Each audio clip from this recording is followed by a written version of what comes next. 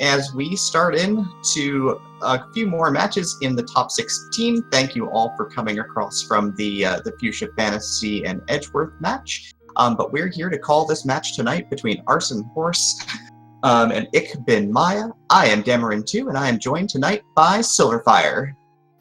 Hello. So on our left we have ichbinmiah, a long-time mainstay of the Final Fantasy Randomizer community and one of the admins. He was actually 3-0 in dropping the 3-2 and having to play in the tiebreaker race. And on the right we have one of the big dark horses of the tournament, ArsonHorse. Really doesn't have any records on SRL. But given his performance so far, definitely has been playing in quite a bit of practice off-stream because a strong 4-1 showing in the Swiss, beating out even Edgeworth, who's one of the top players. And looks like we're off. Yeah, a little bit of notable strangeness. We've got some really big party comp deviation here. So, Silver, you want to take us through their party decisions a little bit? Yeah, we've got interesting choices of double Black Mage from Mia instead of, the more common either Rainbow Mages or preference towards Red Mages. And then we have double Red Mage on the other side of the coin, on ArsonHorse's side. Now, the Black Mage choice has obviously a lot less tankiness and no access to white magic, but does get spell slots earlier and also, interestingly, has better runaway chances than the Red Mage. Yes. We see some Fire 2 and Life spells at level 1, as well as Warp. So those are some pretty key things so far. Fire 2 is always really it's good to have an early sweeper for this early game. Yeah, absolutely. It's definitely both players, though, with the Red Mages or Black Mages are having access to the double sweep to start. Fire 2 is not ideal, per se, at level 1, but, it will get you through for quite some time, which is really nice. ArsonHorse looks like he's trying to pick up a couple of extra early levels, while ichbinmiah is already dipped into Temple of Fiends and is trying his hand. He did get level 2 and refreshed his spell slots before coming up here, but didn't spend any extra time other than that. It looks like ArsonHorse also spent some time in the item shop, which I don't think Maya checked. Yeah, Maya usually goes back for it afterwards after the teleport back, and with the 15 grand in their pockets from the top 2 chests, both runners will definitely have the coin handy to do what they need to do. Doesn't look like Temple of Fiends gave either of them any trouble at all. Nope, Garland fired off a squint that bounced away, and of course we've got the king with the canoe, and Sarah's got the bridge. Yep. One interesting thing to note about these flags, items like the bridge and the ruby are now part of the incentive pool, which means that there's about 4 more items than there are incentivized slots for there to be key items, which means some of those key items will get pushed out to normal chests. Now, whether those are required items or just non-essential items getting pushed out to chests isn't clear from this point.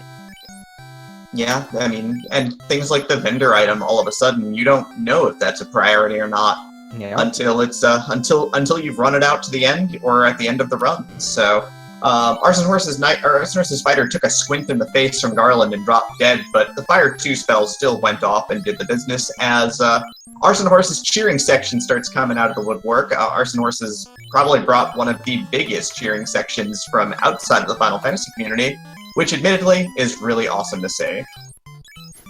Where does this cheering community come from, actually? I'm curious. I don't know if anybody from the chat who's here to show their support for ArsonHorse, would love to hear it. Where are you guys from? What do you do? As of course, looking at the item shop, it was just the standard array of 3, which was just potions, no tents, no cabins, no houses. It's going to be a little rough for their walk to. I guess at least this way they can walk to Provoca because they have the bridge. The option Having level 2 spells, I think, makes it a slightly higher priority early on. Especially with the low levels, they'll be able to use them right away, and it's a shorter walk at that. Yeah, also a closer key item at those pirates. Now, whether it's a useful key item remains to be seen, as mentioned. It could be a ruby that turns out to do very little, or it could be a something like the floater. Yeah, absolutely. Getting your early travel options in is really important. 7 items are technically necessary to finish the game. You need the loot and the key to finish the game. You need the Oxile to access Sea Shrine. The cube and the chime will get you into Sky. The rods to break the plate behind the vampire. And you need a way to get around the world. The canoe is one half of the equation. And you need the floater or the ship. You can finish the game without the floater stone if the items pan out the right way. Yep. Although without the floater stone, you cannot access Cardia, and you cannot access Gaia for the ferry, and you cannot access Le Fiend for the Lupa Lupa item.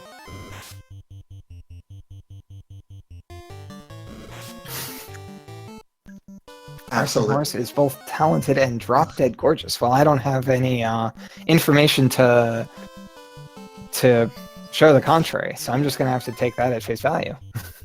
Yeah, can neither confirm nor deny. Oh my goodness! ichbinmiah just found a surprise and got sent all the way back to Corneria. Mad Ponies have Lit 3 as their first spell. And the interesting thing here is ArsonHorse skipping Matoya's Cave. Might not get that deep in the encounter table before getting to Provoca, so may avoid that early wipe, that early lightning in the face. Yeah, looks like he just made it. Whereas Maya was just a little bit short of hitting Provoca before getting the lightning. And it looks like Maya, now knowing that there's nothing special in Matoya's Cave, is going to just do the same thing, where he just books it straight to Provoca. Well, we're going to have the happiest night in the business once we get promotion if it comes up, because of all the spells, it's Cure 4 and nothing at level 2. Well, A-Rub is actually handy as well, in case of instant death. Yep. Well, ArsonHorse's party is going to have no lack of curatives. Yeah, that's going to be potentially 4 characters who can fire off Cure 4 and Temple of Fiends. That double red mage looking like it's going to pay off. And then we have Cake and Saber at level 2 for black. Mm-hmm. Saber potentially also going to do more work for ArsonHorse than Maya in case of secondary sword for red mage. So, a tough spell selection for the double black mage at this point.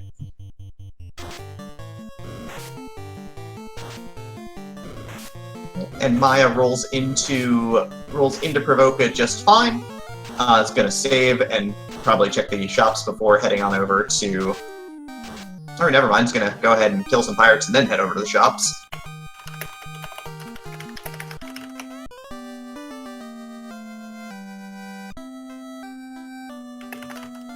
Alright. Yeah, Saber's particularly useful on red mages, actually. Yeah, I mean...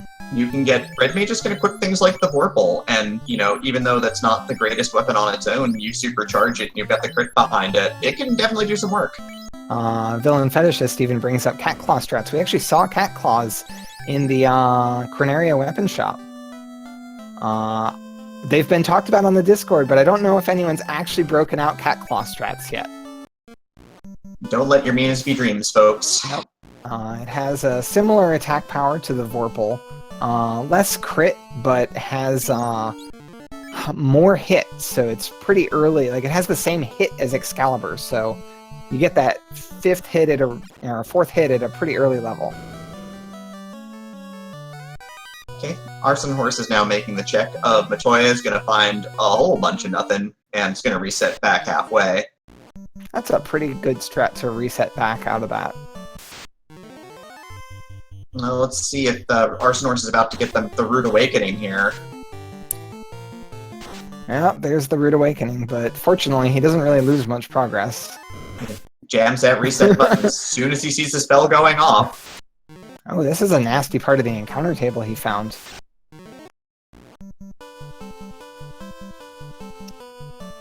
Alright, both of our runners now packing that stick of butter, so... Maya looks like he is slipping off some encounters before heading to wherever he's headed next. Is he heading back up to Matoya? I didn't think there was anything important there. It looks like he's gonna go all the way back around to he's gonna go left. Elfland. Yeah, it looks like he's gonna make the trip backwards. He's gonna drop the adamant off first. He's gambling on that being important. He's hoping to get a floater stone early out of this. And ArsonHorse is making a play right straight to Ice Cave with his early warp.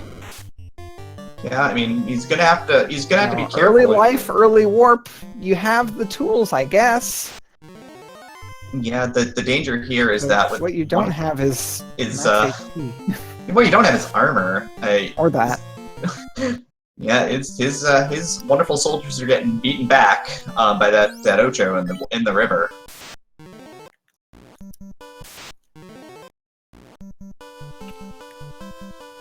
This is a very intriguing call. I know we've got warp at level 1, so he's got a bunch of warp charges. But the other half of it is that, note at the top of the order, top of the show we mentioned, there's 4 key items out in the world in boxes. And there are 11 chests on the bottom floor of Ice Cave. Yeah, if you're just planning on getting in and warping out, then you're going to be skipping quite a few things.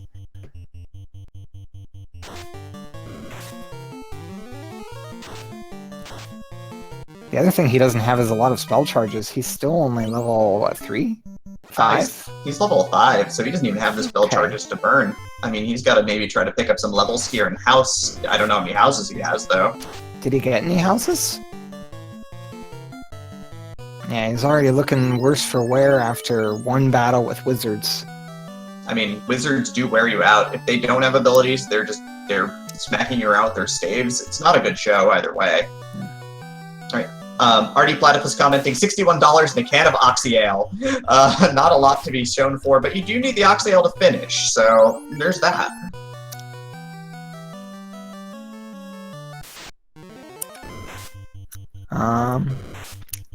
People saying that they like what ArsonHorse did and it didn't work. We haven't seen if it didn't work yet. He's not dead. He's got a lot of heal potions, at least. And that is some explosively good level 3 black magic there. We've got Lit 2, we've got Brack, and we've got Temper. So both players are going to have access to 2 Temper casters in the endgame. So what's the importance of having the Temper casters working at the end of the game? So the final bosses can have quite a lot of absorb. Temper increases your weapon attack. And here we see warping up. Okay, so people called that they didn't like ArsonHorse's gamble. It just paid off. It just paid off big. And he is not taking another step in the ice cave right now. He might have to come back here, but he has the floater right now. Wow. Yeah. Maya, of course, checking out the Elfland Armor Shop, sees gold bracelets for 34k and pro rings for about 14, but ArsonHorse is about to head to the desert. Takes a quick look at his floater. Just checking. Making sure that it's actually a floater. Maybe he's a little bit in disbelief at this point. 12-minute ice cave floater is pretty impressive. We've got Wall and Cure 3 and level 4 white magic. Level 4 black magic was some level of atrocious. Yep. Maya warps out of the town. Doesn't want to even take more steps. Nope, has to discard 3 encounters at the top of the encounter table here. The early encounter table is really awful. Well, the 4th one looks like it's an okay run. Ooh, but arachnids have thunder. Oof. And ambushed Maya over there. Yeah, it's not what you want to see. That is quite a walk, though. So it looks like after you ditch those 3 encounters, you can get some good mileage. It looks like he's going to try and brack these giants. And maybe if Brack fails, he'll try to cake them. Nope, he's nope. Gonna bail out. Fails the Brack and doesn't try to cake. Yep. He's gonna head up and just probably reload at reload at Crescent Lake and see what the Circle of Sages has.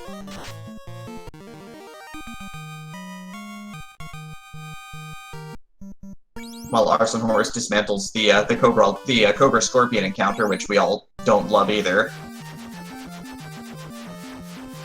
Finally, a place to buy houses. They're pricey though. They're in the multiple thousands. Okay. Yeah, it's not cheap, but it's not the worst. You don't need a ton of them, thankfully. There's Exit and Life too. Exit is at the no class change required slot though, and then we also have Fast at level 6 as well. That's going to be a little easier for Maya to access than ArsonHorse. ArsonHorse can't get Fast at all. It's in slot 4. It's in slot 4, and Red Wizards only have access to slot 1. Also, ArsonHorse doesn't get Exit, but that's not a big deal because he has Warp. But it's a little... There's also Lit 3 at level 6 here. That's another spell that Arson won't get.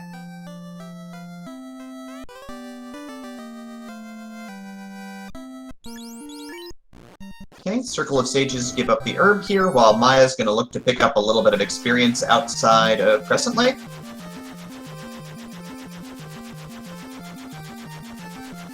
Looks like he's going to go show us what's behind that herb right away. Well, at least after shopping. Yeah, has not seen these shops yet. It's going to be very happy with this black magic selection. But of course has to decide whether he wants to keep spots for white magic for his red mages first. So it looks like he picks up Temper, because there's no world in which you don't want Temper. No, Temper being like the best spell in the game, basically. I would argue that Nuke is better, but the fact that I have to argue that rather than it just being a platitude says something. Yeah, I'd say that we're going to agree to disagree here, but what are we disagreeing about? It's certainly yeah. Warp is another top spell. All right, and Maya's the first to drop off the walk back to drop off the herb, gets the chime, so access to Mirage Tower is in play. Well, not for Maya yet, because he doesn't have his floater. But Good point. I think at this point he knows where it is, or at least hopes it's in Ice Cave incentivized chest and not in a random chest. Oh, and Arachnids bring the thunder again. Yeah, they seem to have a high ambush rate too, because that was another ambush into thunder right away. Mm-hmm. Alliger Brat commenting that he can go to Mirage without the floater, but yeah, that would require a ship, though. He would need the ship in the canal. So he could get there without the floater, but not yet. 3 gold and 58 gold. So ArsonHorse is going to get his 61 gold in a bottle of air. Yep.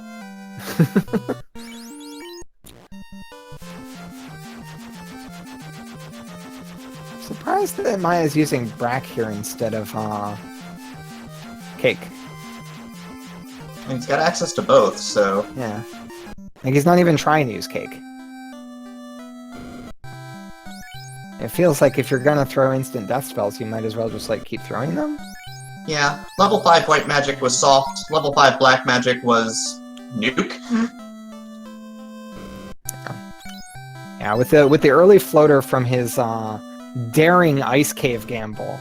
It is worth noting that he actually did have some absorb going into that Ice Cave because he had a silver armor and 2 chainmails for his fighter and red mages, so I think that was even like less doomed than we thought it would be. Yeah, chainmail's doesn't always feel like enough all the time in Ice Cave, especially if you can't get away from those early wizard encounters and they're 2 hits and plenty of damage. There's an early tail in it. And behind it, an early class change, which is something you really want with the Red Wizards. Yeah, opening up access to a lot of those level 5 spells. Titans. Oh wait, the Titan's Trove is actually locked behind the Ruby, isn't it? Yeah, that's one of the changes for the round of 16, is that the Titan has decided to take a quick move to the left by a few steps and is now blocking the tunnel to his treasure. Yeah, he realized that he gets fed more often if he does this. Yeah, and he realizes that if there's a key item back there, he's definitely going to get fed by 2 runners every race. A nice light axe pickup from ArsonHorse.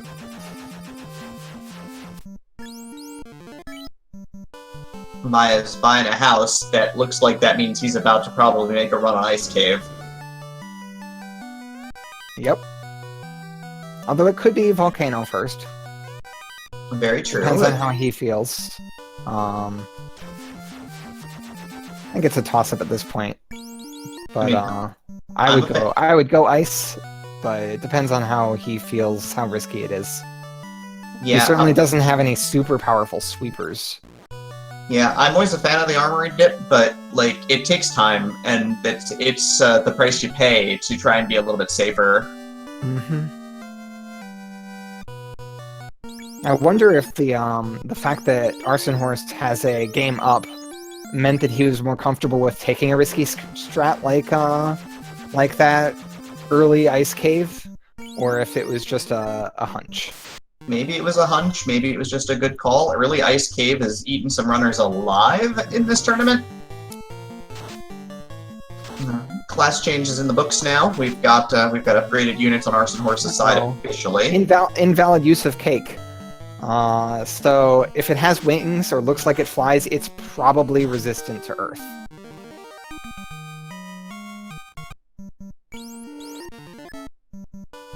Alright, Maya finds the first pack of wizards there, and this is a really little bit annoying pack of wizards. He just resets out of it. It was right at the start. Yeah, getting slept by them just means that they're going to beat you about the head, neck, and shoulders faster. Yep. Especially because being asleep or paralyzed actually removes your evasion, so you can't even hope to dodge some of those hits. Yeah, having seen stun touch chaos make short work of parties, because all of a sudden your knight, who's got 5 stacks of evasion, now has a whole lot of nothing.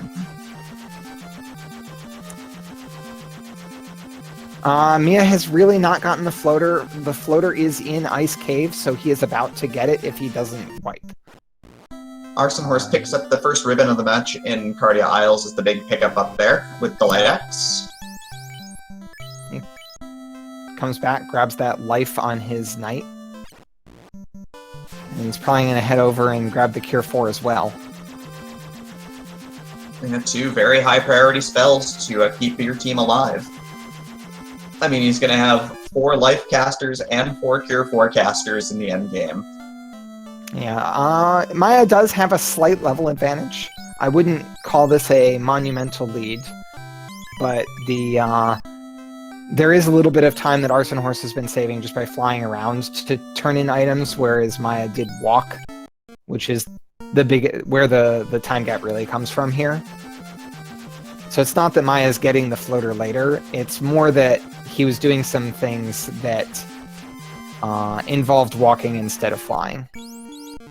Yeah, Maya's burning through those Fire 2 charges, which coincide very neatly with those Warp charges, so we'll see. Is ArsonHorse looking for encounters? He is. He's deliberately looking for some PEDs, some EX PEDs in the Crescent Lake region. Yeah, he's gonna try and cake them up. There's only one problem, though. We got a statue. No, doesn't stop him. Gonna keep that knight from getting this experience, though. Yeah, but at this point in the game, I feel like you're really focusing on your mages getting the XP. A fair point. Uh-oh, but this is a bit of a bigger problem, is the trance. These are some mean spells the Peds have. Yeah, White Mage is going to do a whole He doesn't seem to lot. realize that he could actually cast Cure 4 to cure that stun. Yeah, the White Mage just chunking away one at a time. Not going to really get you very far.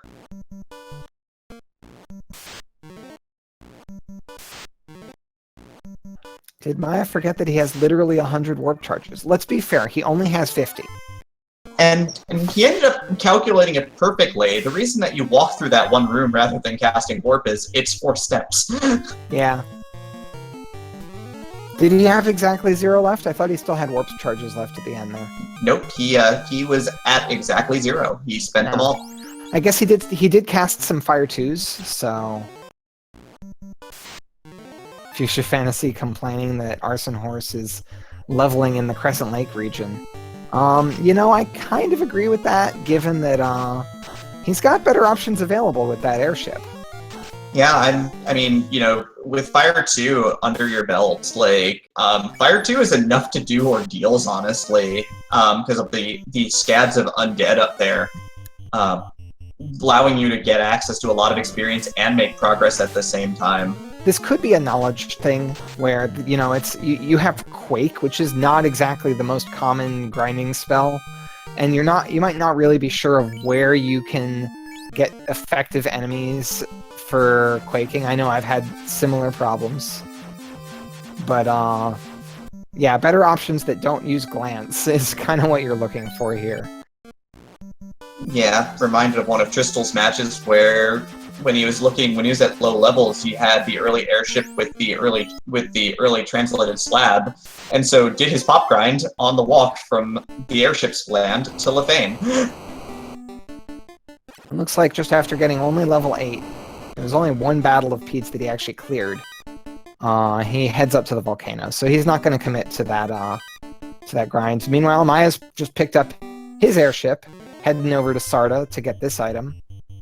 Yep, and when he gets his tail, he's likely to go clear out Cardia Isles, which means that he's likely to go get his class change, and he's likely to go grab a ribbon. So, ArsonHorse with a little bit of an early lead from that early floater stone, but Maya's starting to make it up a little bit. And when you see items like the tail that aren't strictly required to beat the game in an incentivized location, that further pushes the runners to need to check more chests for items that are hidden, for key items that are hidden in chests, because they've already seen a couple non-essentials in the incentivized locations, like the bridge and the tail. Alright, gets his light axe, so Maya's gonna be decently happy with that. ArsonHorse just checked the upper, or like the right side of the armory floor. Hasn't actually checked the main armor yet. Yeah, it's gonna probably dip to that next. I think one of the really important things to think about here is that both of our runners have left all those chests in Ice Cave. So, we might not see Ice Cave again for a while, or we might not see Ice Cave again at all.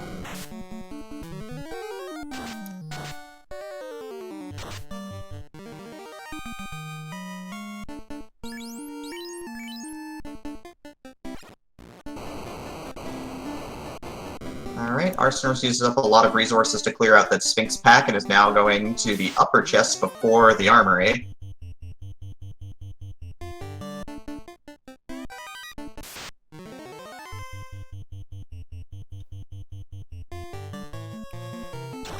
Continuing to try to take on these fire elementals. Ooh, that's a nasty hit. And stun touch, too. Yeah, immediately turns tail and run. Can't really fault him for that. Not sure if I like ArsonHorse's pathing in the volcano here, getting the armory after treasure chests. I mean, you're of the mind that you're going to check them all. I mean, the whole idea is you should be checking the back chests and resetting out, if that's the play. Yeah. Reset out when you don't find anything. Yeah, you're not really gonna get the levels, you know, at that point. But he's committed to gaining XP on his way, so he's not gonna reset out. He's gonna warp out. He's been warping out anyway with these warp charges. So yeah. It's not really a difference between resetting out versus warping out. But it feels like you should get the ooh, that's a nasty poison. Yeah, it's time to try and turn tail and run yet again here with those red mages. He catches a break. He's able to get his red mages out of there in one piece. And, you know, he's really leveraging the level 1 life, so... Alright, Maya's stocking up on tents and houses right now, so getting prepared to dive more dungeons. Doing a lot of preparation work, which is, you know, always the key to success. And here we have the slab. It's a pretty hard to miss location there, right in the armory. Yeah, that one's pretty free, so don't foresee Maya missing that one. Rip Goyles. Yeah, that's what the R stands for this time. The R stands for poison. Don't ask. See, and again, oh, he gets out without getting hit by poison this time. Yeah, I mean, the big thing is that as long as anybody gets away, you can at least, you know, except for the knight at this point, because he doesn't have enough levels, but anybody else can get this party out of there. Yep. Is he out of houses? Or is he really not? Okay, it looks like he doesn't want to go deeper into the volcano right now. Yeah, he might be a little bit out of... He's picking up Brack. Yeah, so he's gonna diversify his spell list there. And Lit 2 as well.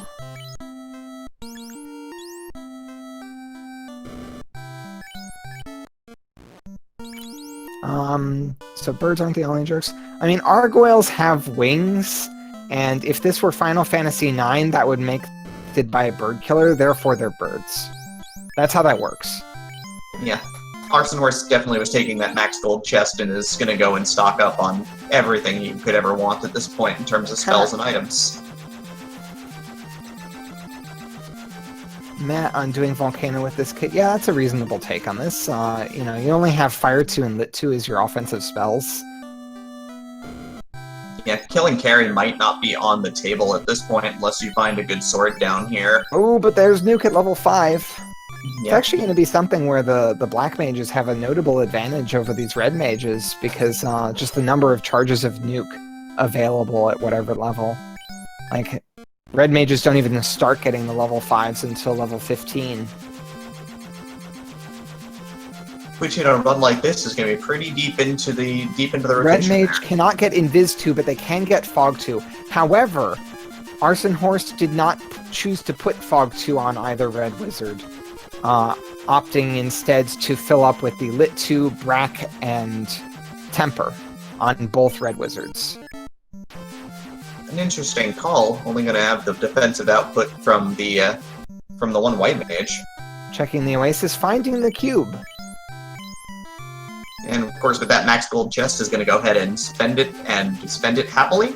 Maya, on the other hand, got a face full of poison and had to get retreat from those Gargoyles and start over. 4 charges at 21. Yeah, it's not generous, but it's enough to make do. I'd mostly be concerned because it's that and nothing else. Meanwhile, another invalid use of Quake. Almost every water enemy or enemy that you find in a boat is also immune to Earth, because how are they gonna fall into a crack on the ground when they're swimming? I don't know. I guess Quake doesn't make whirlpools. Yep. I mean, that's what Lightning Tube is for. Or 3 if you have it. I've spent way too much time looking at lists of enemies, knowing what I can use Quake on, what I can use Bane on. So what you're saying is that you're on Team Math, much like many of the members of the community. Yes, I am on Team Math. I've always been on Team Math. We talk a lot about the teams of Final Fantasy Randomizer and the memes that come out of it, but really, you know, math is the right team. If you can calculate your odds of success, then you're going to succeed.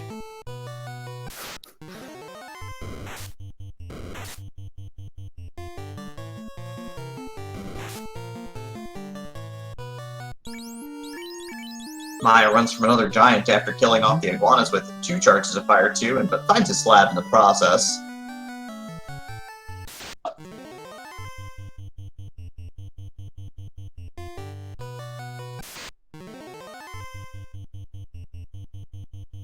While ArsonHorse is now getting to the tail end of Waterfall here. Yep. Do we see the out-of-bounds bat? We do not see the out-of-bounds bat. Oh, terrible. And then Cossetris has decided to bless his party with Fire 2 instead. Yikes, looks like beer's gonna go down. It is Friday night after all. And it looks like that knight might be going down too. Knight's dead. Cockatrice follows up with Lit 1, so that's not nearly as scary as Fire 2.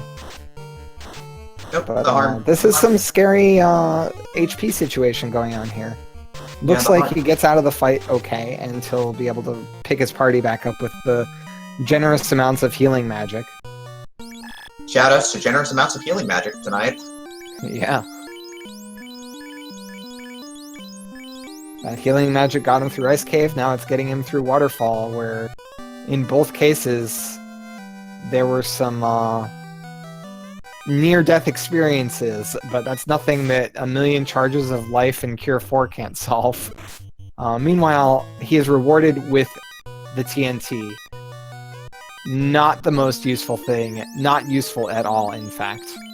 Well, you can still turn it in. It could fetch quest chain into something useful. It's, you know, not just for the canal anymore. It is. I don't believe it's an incentivized NPC though, is it? All NPCs are incentivized here. Okay, I misunderstood. Yes, okay, so it could be something important after all. Yes, all NPCs are incentivized, but also on the flip side of the coin, that also means that all fetch quests could be all over the place. Yep. Okay. For those who are on team math and doing the math at home, there are 16 locations from which you can get an incentivized item, and 20 items in the world.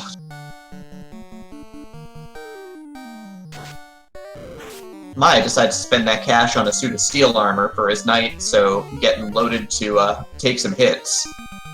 Yeah. It's interesting. You don't always see that pickup, but it is quite a lot of absorb. It's just as much as the fire or ice armor, and only inferior in raw numbers to opal and dragon armor. So it's a fighter equipable. So unlike the opal dragon, you also don't need class change for it. And you don't need to go find it in a box. Looks like ArsonHorse is happily grinding on this pack of wyverns he found right after Power On. It's not the most conventional grind fight to take, but it's effective, it seems.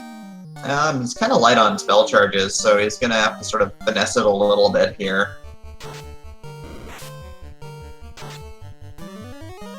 Maya, with his translated slab from his Nelman trip, is deciding to go and see what's down in Lefane at this point.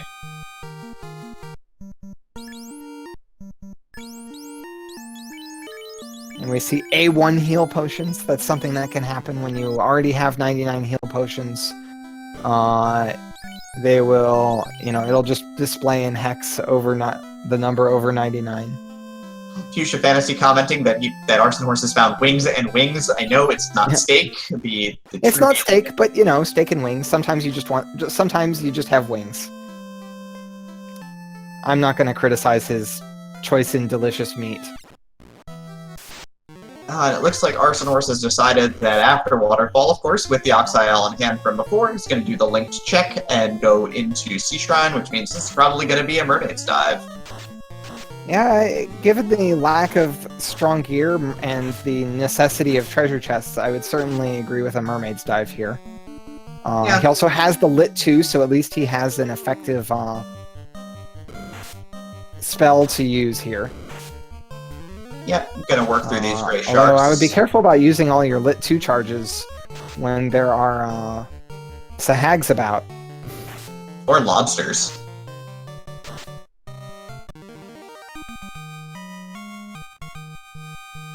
Lobsters make a lot of people in the community very bitter.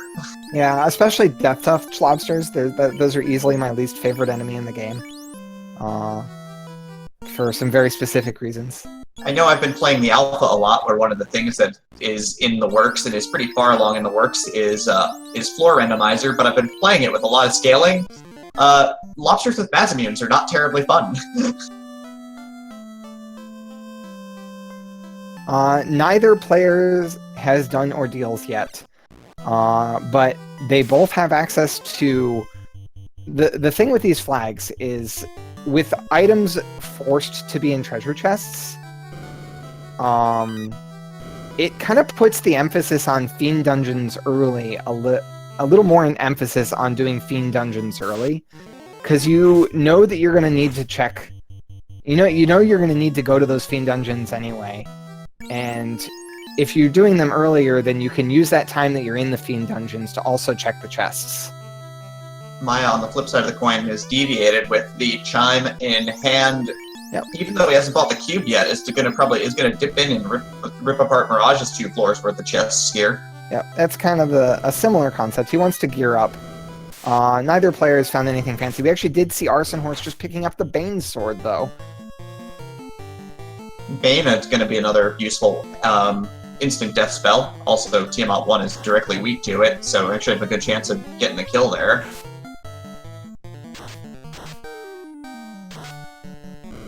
Maya, on Maya's side, by the way, Maya's guarding counter, guards decided to turn around the usual script, and instead of dying to Lightning 2, decided to start firing it off at Maya's team.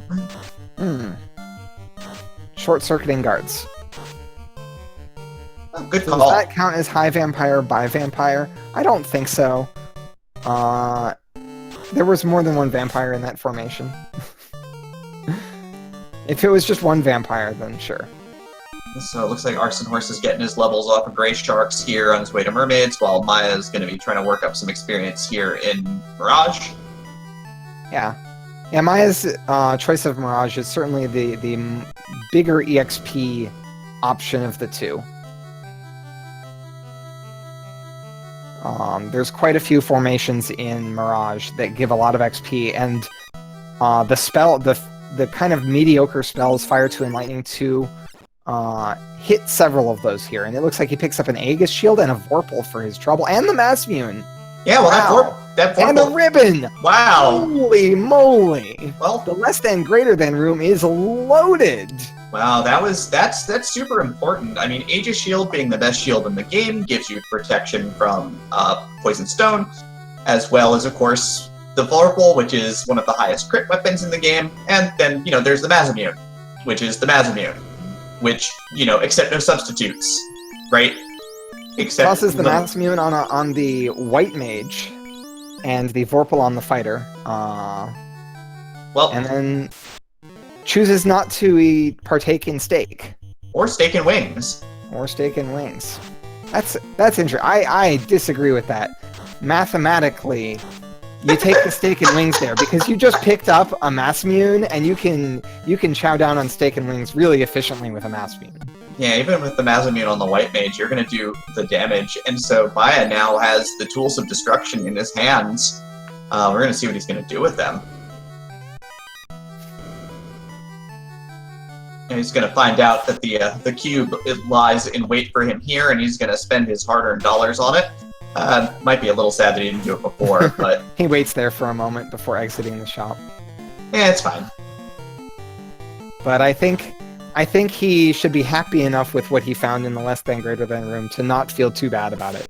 ArsonHorse I didn't see him find anything especially fancy in the Mermaids floor. So, of course, with the Crown from Lefane is going to go and make the drop at Astos here. Going to find some vanilla action. Is this even randomized? I hate that line so much. Smashy commenting that there was a rage pointer on the cube. I mean, Yeah. Oh no. Nature of the thing, that. And it's an unrunnable ogre creep battle, walking the one step from the castle to the airship. That's a little obnoxious. Don't forget, everybody, when you're leaving Ice Cave, save before you start walking, not afterwards.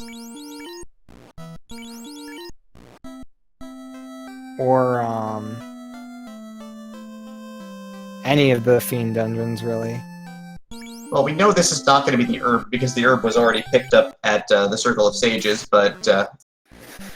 It doesn't stop it from being a fetch quest chain! I mean, this fetch quest chain is going to come to an end at 4 chests, though, with the Ruby. So we are 43 minutes into this run, and just as a recap of items, the Royals packed up with the bridge and the canoe, giving our runners some options to go in both directions. Both ended up deciding to go to Provoca. Biggie the Pirate had the Adamant, which eventually turned into the Oxyal from the Blacksmith. I don't know how he hammered that into a bottle, but we'll go with it. The Floater Stone was deep in ice. ArsonHorse got there a little bit earlier than Maya, so had a little bit of an early edge. Circle of Sages had the herb, and then we turned that into the chime in Elflin Castle. Sarda had the tail. The armory was our first chest item, and that was the slab, which, when translated, turned into the crown at Lefane, which, as we just turned, saw went from crown to crystal to ruby. And of course, ArsonHorse is carting around the TNT that he got from the robot in Waterfall Cave, but we don't know what that's going to lead to. We're going to probably see our key item here in Ordeals soon enough.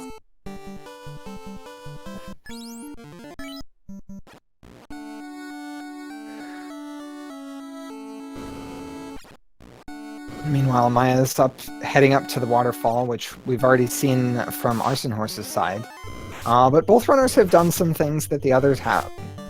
Actually, Maya is going to, maybe he's just shopping, but he's heading into Onrak first. Yeah, gonna do some restocking, which is good here. ArsonHorse working over those zombies pretty well so far.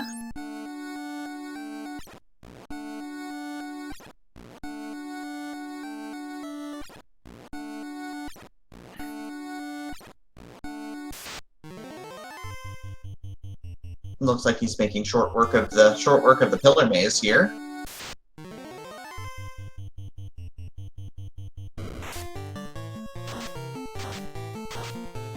Medusa's had sleep. That's a little annoying, but not the end of the world, certainly, and ArsonHorse is now on the tail end of the pillar maze and is going to go and loot out the top floor of Castle of Ordeals. I'm having a hard time running away from these nightmares. They actually took out that white mage. Rest in peace, White Mage. Oh, white mage is back up. Welcome back, White Mage. Is that the opposite of high vampire by vampire? Nobody wants their White Mage dead. An annoying, unrunnable Wiz Mummy formation, but it's not the worst formation to be clearing. Yeah. They have that light axe as well to assist. Oh, excepting it's not going to get used right now because the knight takes its stun touch. Yep, Thor hammer does. Oh, is that what he found? Did he find that Thor hammer for mermaids? Yeah. That's not a bad pickup. I don't think it was what he was really wanting, but, you know, No. you take what you get. It's not the Aegis Shield Mosmian Vorpal ribbon that Maya got. You know, Light Greater Than Lesson Room was, pretty okay. Right, while we laughed at the canal there, it's important information, because that's the second chest item out of the pool. Yep. And the bottle.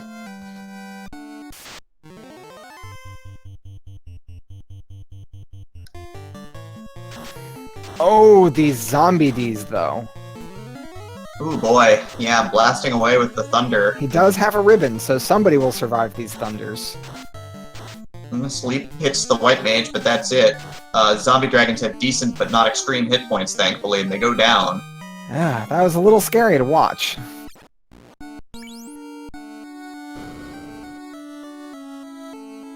Vote commenting, nobody wants their White Mage dead unless the first level of White Magic sucks and then we get the loser. I mean, that was only that one time I was asking for it, and it hurt every time I said those words.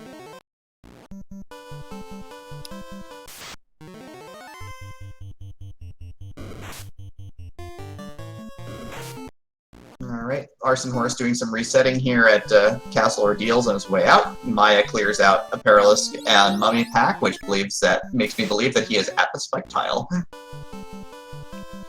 He is indeed at the Spike Tile, and he's gonna find a full lot of not much, but the robot's gonna give him some TNT. We haven't seen when that turns into yet. Nope. So, current differentials here in terms of items, or in terms of locations for these two players, ArsonHorse has finished off Ordeals ahead of Maya. Maya has cleaned out the first two floors of Mirage Tower and gotten greatly rewarded, to say the least.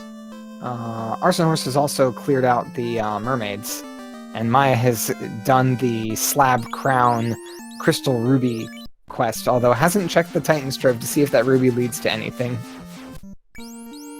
Yep. We're about to find out what the TNT leads to, though, which will be good. It could be the loot, it could be the rod, it could be the ship. Is that it? That's about it. It's the loot. Alright. Loot required for exactly one thing in the game, and that is removing a steel plate from Temple of Fiends Revisited. And I believe that's all. Is that all the incentivized locations cleared out? Oh no, the ferry will have something as well. Yep. Okay. In my position, I might be going and checking that ferry right away so I can know whether I'm in done with chests mode.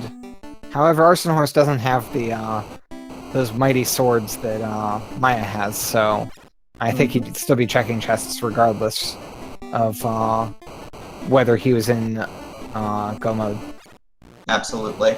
I mean, and of course, if you drop off that bottle and you get the rod, that does put you in item go mode. Yep. Nobody really feels bad about checking the chests in Volcano. There's so much lava, which will lava tiles do not increment the step counter towards your next monster encounter. So you don't usually fight that many enemies when you're going through here. Likewise, there's a lot of walking along the bottom sides of rooms that you can do, which also doesn't increase the step counter. But we're not seeing ArsonHorse take advantage of that technique right now. Alliger Brap in chat for Oh, you still need the key as well. Okay, there's one more item. You're right. All right, please insert all jokes about the fact that I have forgotten the key. Thank you.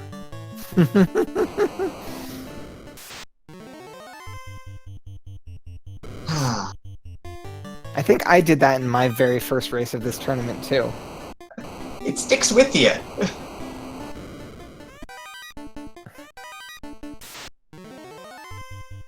The one difficult thing for a lot of runners when they make mistakes is those mistakes do stick with you.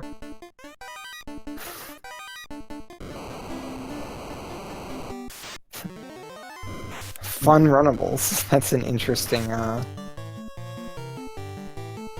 Fun runnables is the term for when you have to use up all your Ice 3 charges against Oh wait, really? That others. means a forced phantom? Wait, which fight means a forced phantom? Which unrunnable means a forced phantom fight? Looks like unrunnable ghosts are linked to that. Ah, interesting. Fuchsia Fantasy dropping some knowledge on us, as always. You know, definitely one of the more knowledgeable runners out there, for sure. In regards to a lot of the back-end stuff in the game.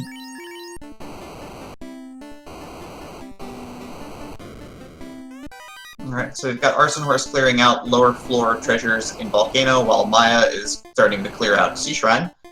Yep. Maya went down on the Sea Shrine before going up, though. Right? Yeah.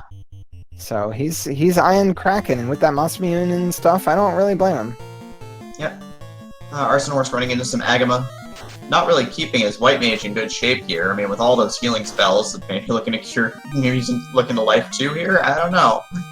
That Water Elemental, which you tend to see a lot of later on in the... that's a scary spell to see on lobsters. Trance into slicing and/or dicing? Yeah. You can keep that.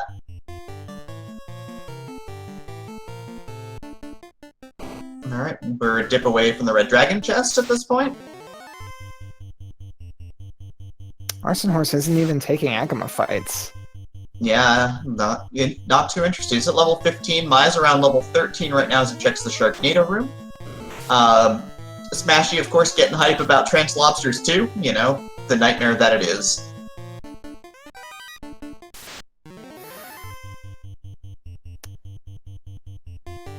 Not even melee with the Knight. Interesting. But he does manage to pull off the Brack for a quick pile of XP. Yeah. They are very close. I would say ArsonHorse has a slight lead in number of locations checked. However, Maya has a significant lead in gear quality right now, where he has a second ribbon, the Masmune, the Vorpal, from his quick dip into Mirage Tower. Yeah, definitely a good dip there. Carrie takes apart the White Mage on ArsonHorse's side as we get some temper charges coming out. Knight takes it. Melee is no joke. That's quite a bit of damage on the. Trying to swallow Carrie whole at this point. Knight dies. Cure 4 is gonna miss because the Knight is dead. Things are starting to get a little bit hairy here. Swinging for 11 is not going to get you there. Are we about to see a carry wipe? Looks like it. Ooh, boy. That is a beefy carry. Hitting for 300 to 500 damage. All right, ArsonHorse is going to now gamble. I think this is a play that he's making because Carry cleaned his clock. This is I would say this is a low EV gamble. Yeah.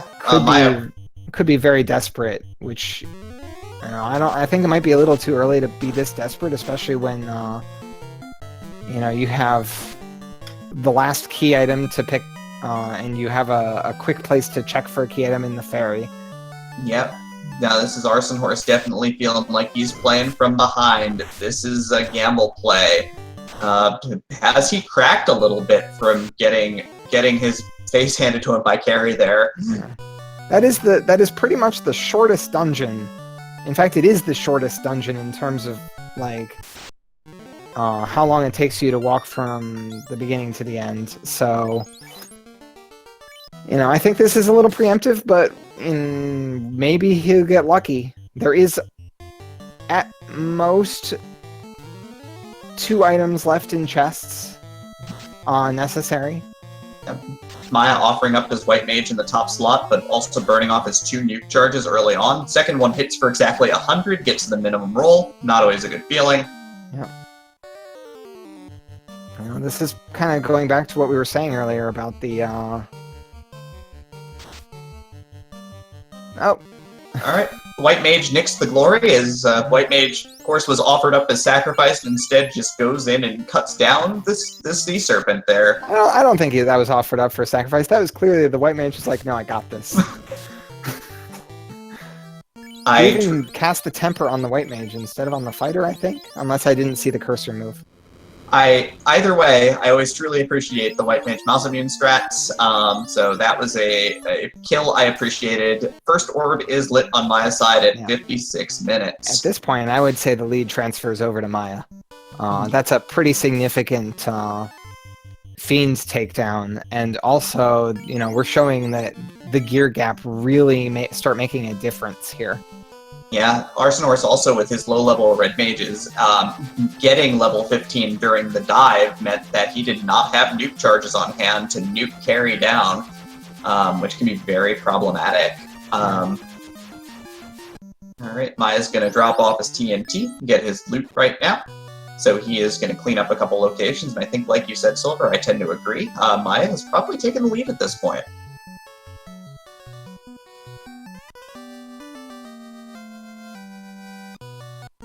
We've got Max Plus Pi asking in chat, are there really scenarios where white-black-black is a better situation than red-white-black? So we went over this at the beginning. One thing that the Black Mage offers you that isn't immediately intuitive, the Black Mage has a higher run chance than Red Mage. Yep, getting out of early combat, especially because these 2 fine runners started out with no tents, no cabins, and no houses, so...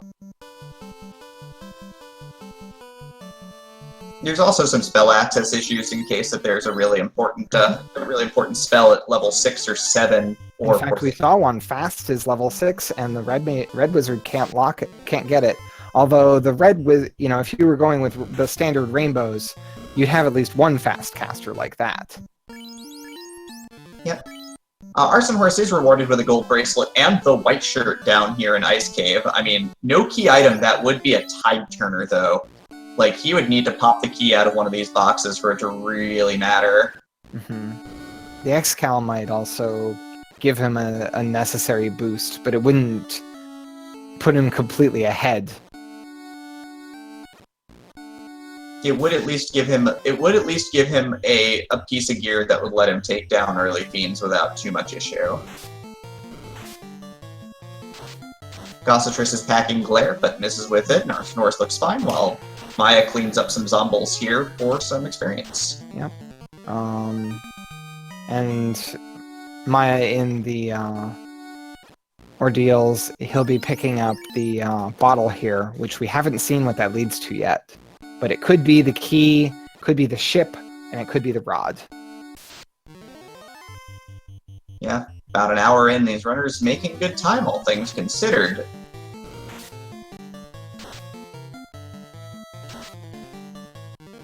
I really want to ask ArsonHorse about this play after the run. Whether or not it pays off, I still want to know what he was thinking at this point in time. Yep. This wizard encounter is a really annoying one, them spamming sleep at the start. Yeah, and then hitting with stare as well, so doing that good magic damage.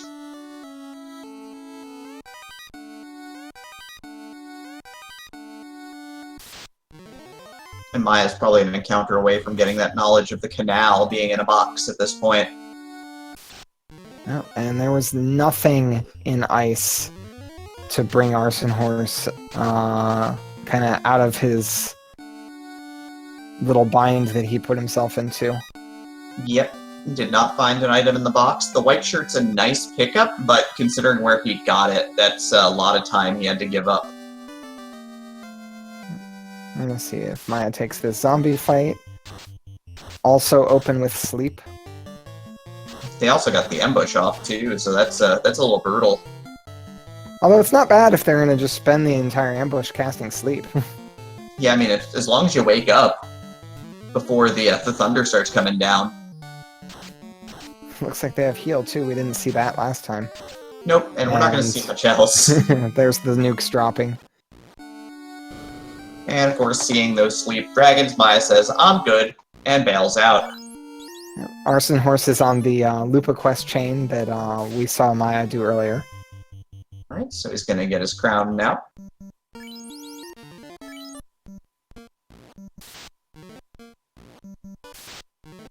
Yeah, Fuchsia Fantasy stating that the Black Mages are now working out because of Tier 5 nuke. Yeah, the early spell selection, I think, favored ArsonHorse, but the tide is turning. Yeah, once we, with nuke being at level 5 and fast at 6, those kind of things are what reward Maya for committing to the Black Mages. Yeah, and of course having life on the night definitely helps with that, because, losing a Black Mage to like a stray nuclear or a stray tornado is not necessarily the end of the world if you can bring them back to life.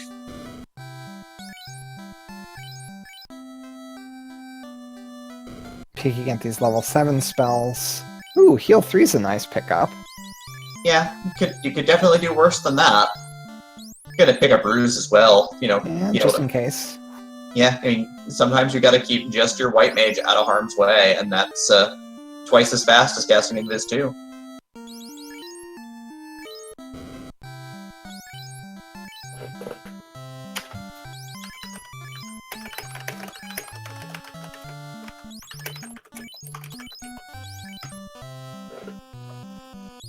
Oh.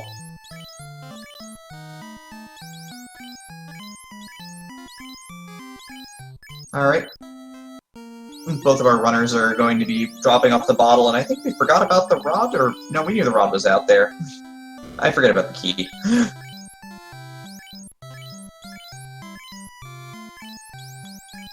Yep. So the key is in a treasure chest somewhere. And the ship is in a treasure chest somewhere. Looks like ArsonHorse is heading to Mirage. Unlike Maya, he'll be able to do this in one go. Assuming that he can muster the resources to clear the place in one go. Yeah, I mean, though, with the Masamune and the second ribbon in hand, I don't foresee him having too much trouble here. Yeah, it's mostly the offensive, like the spell charges. He only has, one charge of nuke, I think it is, or maybe 2? Yeah, 2 at most at this point. Yeah. Maya doing a little bit more restocking here, taking a little bit of time, probably going to collect himself before he, turns his bottle into a rod and makes a decision on his next play, which will likely be also heading back to Mirage. ArsonHorse also has this Thor hammer to wave around at the guards, which is a nice thing to have. Yeah, so lightning coming out from both sides.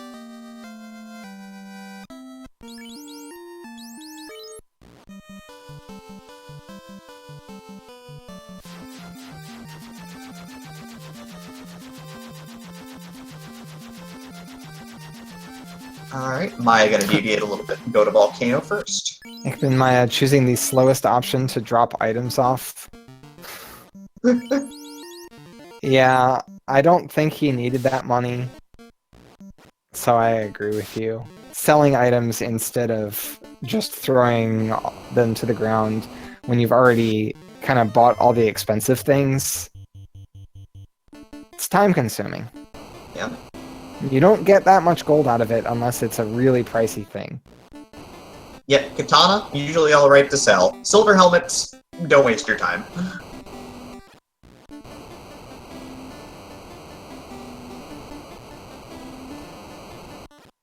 ArsonHorse looks like he's happily beating up on some vampires. Yeah, both of our runners not taking a ton of fights up to this point, so I'm sure that both people are looking for some catch-up experience here. Maya's floating around level 15, and ArsonHorse just cracks the 17 line on a couple of his characters. Yep. He's heading into the less than greater than room, which we saw had really fat loot last. Yeah, and he's gonna have... Now he's gonna realize that he's got an Aegis Shield and Moss Immune and a Vorpal and a Ribbon, so he's gonna realize he's got the tools to cut through a lot of the game now, all of a sudden out of nowhere. Yeah.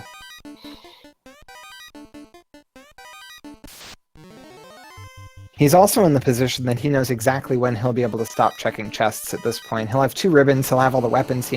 Looks like he forgot which chests he opened, or didn't trust that he opened all the chests, because he's double checking them. That does happen. So yeah, both of our runners are just looking for a key and a chest at this point in time. I mean, if it's in Sky, ArsonHorse will be very happy, as he's gonna probably go mode the rest of the game.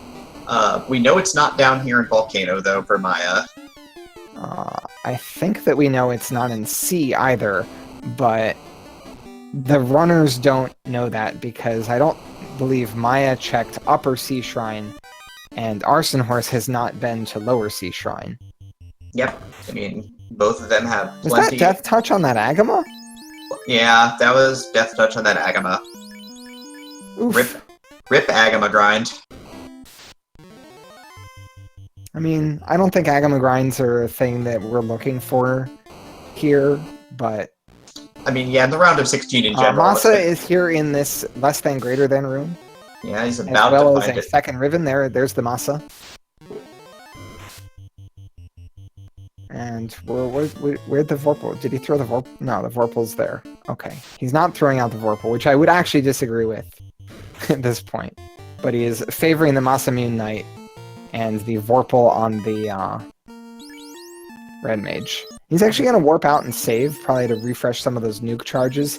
He gained some levels, so he actually has more nuke charges now than he did previously. Maya is leaving Volcano. Didn't kill Carrie? No, his party got done blown up by Agama with Death Touch. He's leaving because all he had was a black sword left. Oh. Oh my. That's rough. Yeah, I was just waiting to see why he was bailing out, and then the realization was that he was getting crushed. And unlike Arson, who has literally every member of his party can res, Maya can't recover from that. Yeah, and so, you know, at this point in time, is it time to put the White Mage in the back? Yeah, I agree with that. Even though the White Mage is rocking a ribbon, that doesn't protect you from Death Touch. The only thing that protects you from Death Touch is getting out of the way. Yeah. Agama facts. Agamas always have Death Touch, but they usually wear gloves. Ah, I didn't know that Agama fact. Ah, right. So ArsonHorse, now newly girded for battle, is going to take on the second half and head up to Sky, while Maya's probably going to redip Volcano here. No, Maya's heading to Ice, and this is interesting. Both runners wiped deep in Volcano, and both of them responded to that by diving back of Ice Cave. That's a difficult call, but Maya's catch up there. I mean, Maya's up in orb right now. Does have Water Shrine done, which is a couple of minutes. But you know, every step in Ice Cave is time being lost right now. Yep. by the time he's out of here, we're probably going to see ArsonHorse be lighting that wind orb. Mm-hmm. And likely with the chest density up here, ArsonHorse may be lighting the wind orb with the key, which would be the worst possible outcome for Maya. It's not a good scene when your best case scenario is the keys in Marsh Cave.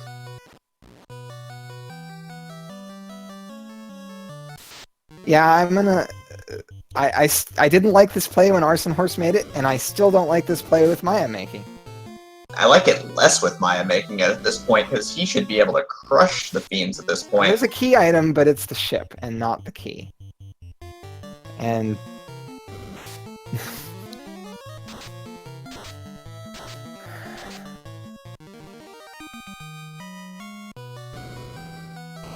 I mean, yeah, he knows that he doesn't know the ice cave doesn't want, but the ice cave it only has 13 chests.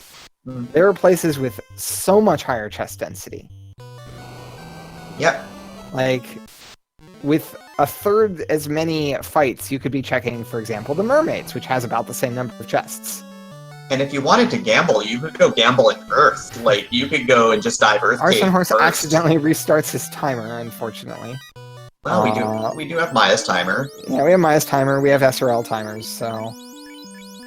It's not the worst thing in the world. Maya did not full clear C, he only did lower C and killed Kraken. Yeah. I think. I don't think I saw him do...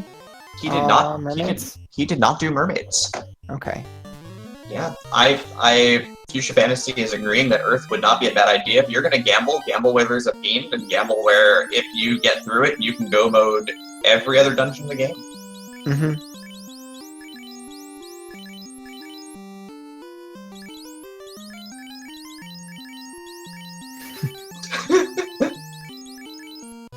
Yeah, skipping mermaids on these flags is pretty questionable, considering that it's not a long walk to get there. I don't know. I like playing by the numbers. I'm on Team Math. Yep. Mr. Rossetti commenting, whoever's doing the tracking is doing a great job. I always say this, that Ali Herbrap is the best tracker in the business. Some people may not agree with me on that, but those people are probably wrong.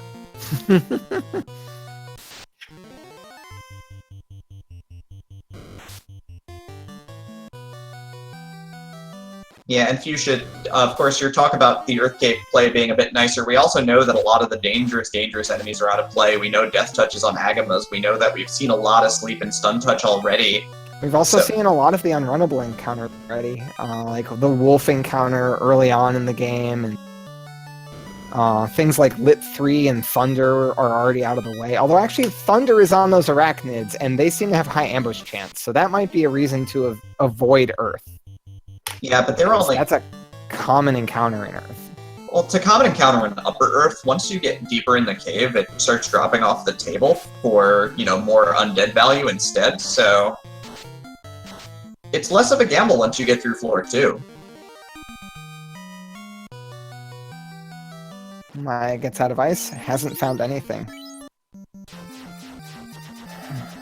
Where does he go? He goes back to Volcano. He'll probably... Did he at least check the Red Dragon chest before wiping? I didn't see.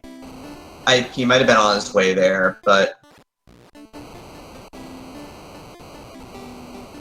ArsonHorse not taking advantage of the bottom of the item rooms here as he takes a step forward into the room and catches a Manticore encounter, which is going to start really burning up those Fire 2 charges.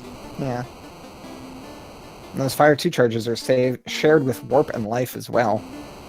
That's a pretty taxed spell slot, even though it is the level 1 spell slot. Yep.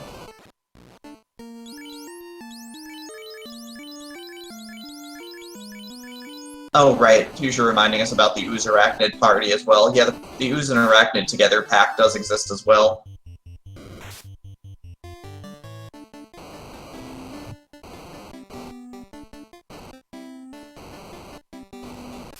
Maya going to catch a couple of extra encounters here because he's not running on the lava right now, which does happen on occasion when you're a little nervous or you're feeling it. It's a little easy to get off of track and get off your step count in the Volcano here.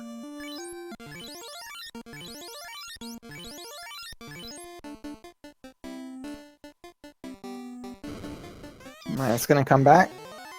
Take out Carrie really quick. Just throw some melee and some nukes. Yeah, who needs buffs at this point when you've got this happening right here? Also, the Knight armored to the teeth takes 13 damage from Carrie's swing. No problems at all. Yeah, much higher quality of gear than what ArsonHorse had at Carrie. With that, actually, that steel armor purchase is the biggest difference. Yep, and ArsonHorse is trying to take care of these rock golems here for experience, as a couple of his characters have cracked level 20 at this point. Maya, second orb on the table.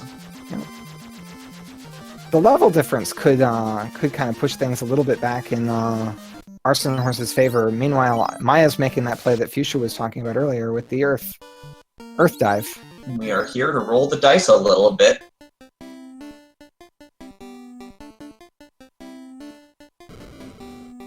That's a nice walk into Earth. Is that reproducible? Yeah, he took one encounter out. He's going to take the 2 encounters right now and then drop back in, and that's where we were getting that really nice run. Okay. Yeah. Yeah, the one major difference, Bugsy just commenting that Mia just hit level 16, is that ArsonHorse has about a 4.5 level lead right now because of his work in Sky. There's a defense sword. That's certainly a nice pickup, but it's not a Mystic Key. Nope, but it will get us a little closer to feeling really comfortable about our defensive layouts at that point. And there's dragon armor, too. And a black shirt. Those are some really nice pickups, even if they're not going to be the things that you win the game with. Yeah, there's a chance that that ArsonHorse is not going to pick up that dragon armor and not going to pick up that black shirt. Black shirt a little less exciting for him because he doesn't have a black mage, but that their defense is really awesome. Yeah, the black shirt is actually really nice here for that ice too as well, given that other than the nuke, that's the strongest spell they have access to so far. All right, and a little note from ArsonHorse here in the 6 chest room here on Sky 3, we have the Mystic Key. Indeed. So he's still checking things, but not checking much. Like, it's not a big walk to check that north room and then warp back. Yeah, I think Maya's play was a good one, but we know that now it is the incorrect one. But he still does, so he's going to take a little bit of extra time clearing chests here on his way down to Lich, and then is going to have to clear out Sky as well. Yeah, we have a race. ArsonHorse is behind on the orb lighting still. So we'll have to see just how much... let's get those Bless RNGs and any other prayer emotes you have so we can see a war mech. Bring on the unrunnable robot, please. And yes, ArsonHorse's timer did accidentally get reset when he found the ship. All right. Maya also finding the opal band down here in Earth, so gonna have really good armor on all of his mages at this point. Warmech is not necessarily unrunnable. The unrunnable encounters are randomized, so the Warmech could be unrunnable.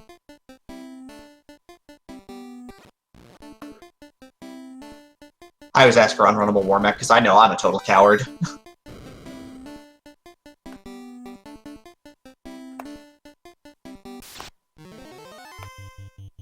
Most of the Earth chests aren't too far off from the path, but a couple of them are pretty far off. And when you're doing this kind of dedicated, I need a key item dive, oof. That Knight takes a glare right in the face. To the face, yeah. Not gonna stand up to that, and the Concentress is getting nuked in kind. Glare, even though it's an instant death spell, is not death element, so the pro ring doesn't block it. Aegis Shield also doesn't block it. Aegis Shield also doesn't block it. It's actually time elemental. So the only thing that the players can equip that will block it is the black shirt. Alright, so do we see Brack strats here? Looks like we see temper strats. No, we've got Banesword strats Oh, back. there's a Banesword. There's a Banesword, though. Okay. Let's see what we get. It's ineffective.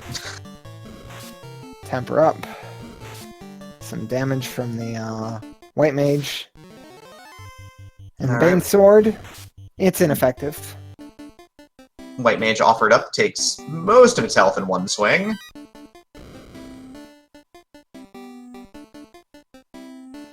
Looks like he's switching over to Brack at this point. I mean, they're both. It's ineffective. And the Brack? Broken into pieces!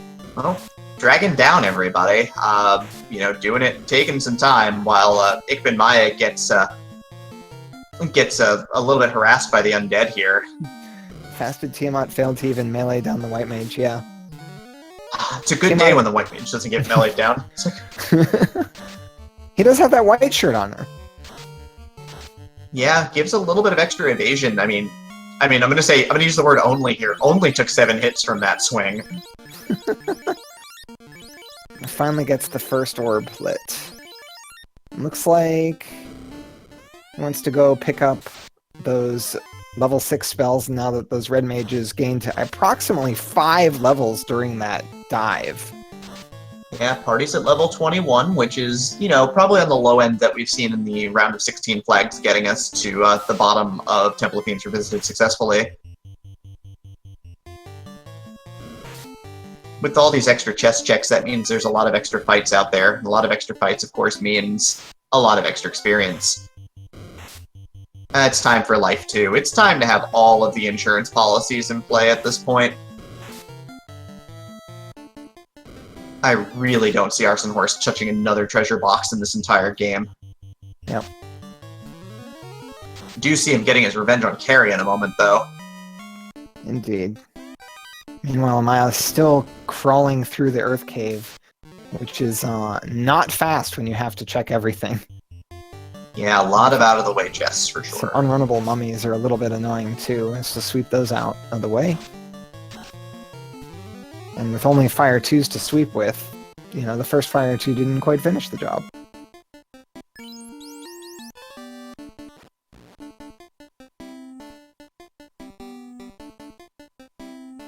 Arson did in fact wipe to carry.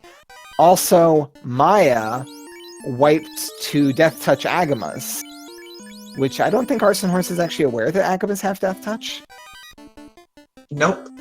So that could be some important information going into... Could turn the tide a little bit in Temple of Fiends Revisited, because multi-Agama packs do show up on the Fire Floor. Yep.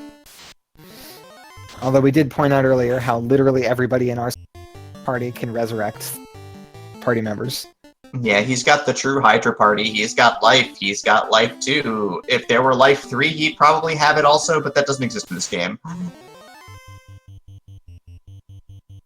You're right. He had 3 deaths and then had a single black mage alive and cast warp a bunch of times, so he didn't technically die.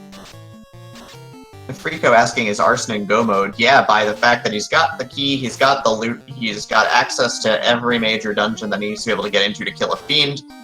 And he's got gear just everywhere. He doesn't have that dragon armor or black shirt that Maya has, but at this point, those aren't super duper important. He's gonna crush the castle before checking some Mystic Key chests. This is interesting. I thought we decided that it was correct for ArsonHorse to not check chests. It was totally the play for him to not check chests. Maya finds the Power Gauntlet here on Earth as well, so all the good gear was here, but this is, again, as we know, siphoning up some time. Yeah. It looks like he accidentally stepped on a spike tile there, too. I hate that room. I don't know the spike tiles in that particular room, and so it's easy to step on them because they're in odd spots. Yeah, and this mixed green party is unrunnable too, which is a little obnoxious. So Maya's got the gear advantage, but I think ArsonHorse has the positional advantage, if we want to call it that. Yeah. He hasn't done Kraken, and but that's not the longest walk. Nope, it's a pretty quick walk when you're in go mode. You skip a couple of the out-of-the-way chests and you just make the run at it. And he's doing this Earth Cave in go mode, which is a pretty big difference over checking every chest in it. Yep, so Maya's going to get there first, of course, but ArsonHorse is going to be gaining a lot of time right in behind. Yep. And Maya's going to have to be heading into Sky in full clear mode until Sky 3. Yeah. So we'll see how that goes. Well, it looks like ArsonHorse wants to check a couple of the close-by chests. I don't blame him. He might want just a little bit more, just like one more piece of good gear. Unfortunately, it's all on the first floor and the last floor. Yeah, the floors that are going to be skippable, or you're going to be skipping because everything's out of the way. Arachnids with Thunder, throwing it down. But ArsonHorse steps away pretty confidently. Yeah. Looks like he's doing the sweeper plus run strategy. He does get an Opal Gauntlet for his troubles. Opal Helmet, but he might have already had one of those. Oh, and he catches a Arachnid ambush here and gets his party thundered. I mean, he's got Opal gear and the 2 ribbons, so it's not the end of the world, but it's a little unpleasant for sure. And he's gonna revenge nuke.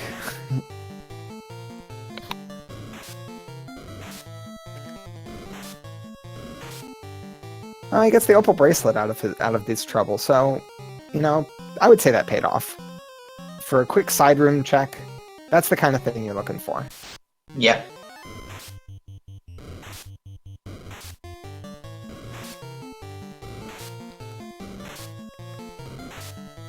Yeah, the White Mage is the only person in that party that's not resistant to Thunder. Yeah, the White Mage, as characters go in ArsonHorse's party, is probably least important to the goal of the team at this point. Yep. She's just waving around the Thor hammer.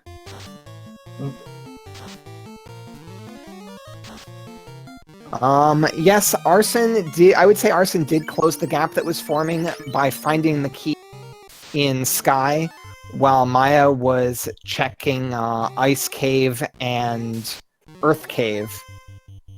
So it's too close to call right now. My loose judgment would be that ArsonHorse is slightly out. But it's hard to say for certain because it depends a little bit on what order Maya decides to check Sky Castle chests in. Yeah. We do see some runners decide to go for that denser Sky 3 before the more spread out Sky 2. Particularly when they have the warp spell, which we have tons of charges of. Yeah, with warp at level 1, you might choose to clear the rooms that are easier to clear with warp on 1 and 3 before doing 2. Arson is one boss behind right now. Yep. But has the Mystic Key, whereas Maya does not have the Mystic Key, and Sky he's going to the dungeon with Mystic Key in it, but he's going to have to full clear it. ArsonHorse is still checking chests. I'm not sure what he's looking for at this point. I don't know, 2 ribbons, Ma's immune, he's got the temper spell, and no fast is the only thing he doesn't really have access to here. I don't know if he's a serious lover of the power gauntlet, but he will find it here if he looks for it. He definitely but it is eating away at that lead that he got by being in go mode entering this dungeon. Yeah, this race has been a wild back and forth race for sure, so... And Maya finds the ship.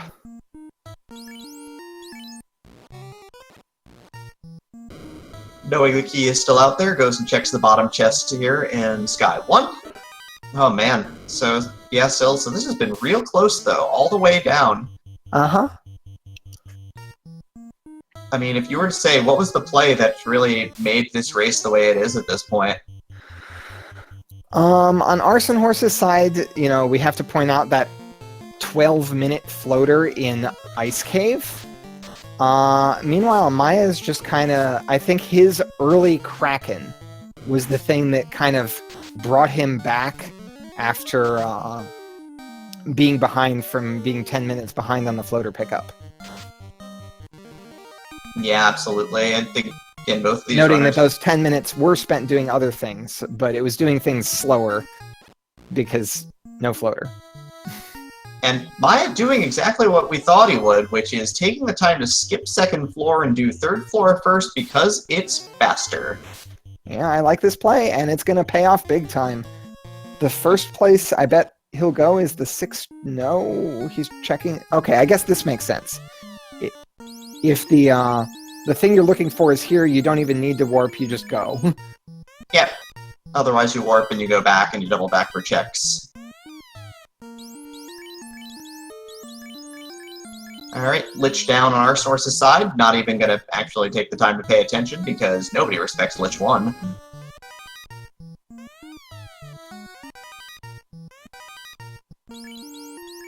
Yeah, this race is, with this call that Maya has made, this race is now incredibly close. Maya's going to get the key, hit warp, and then get set up to cross the Bridge of Destiny, while ArsonHorse is going to try and tear through Sea Shrine like it's not even there.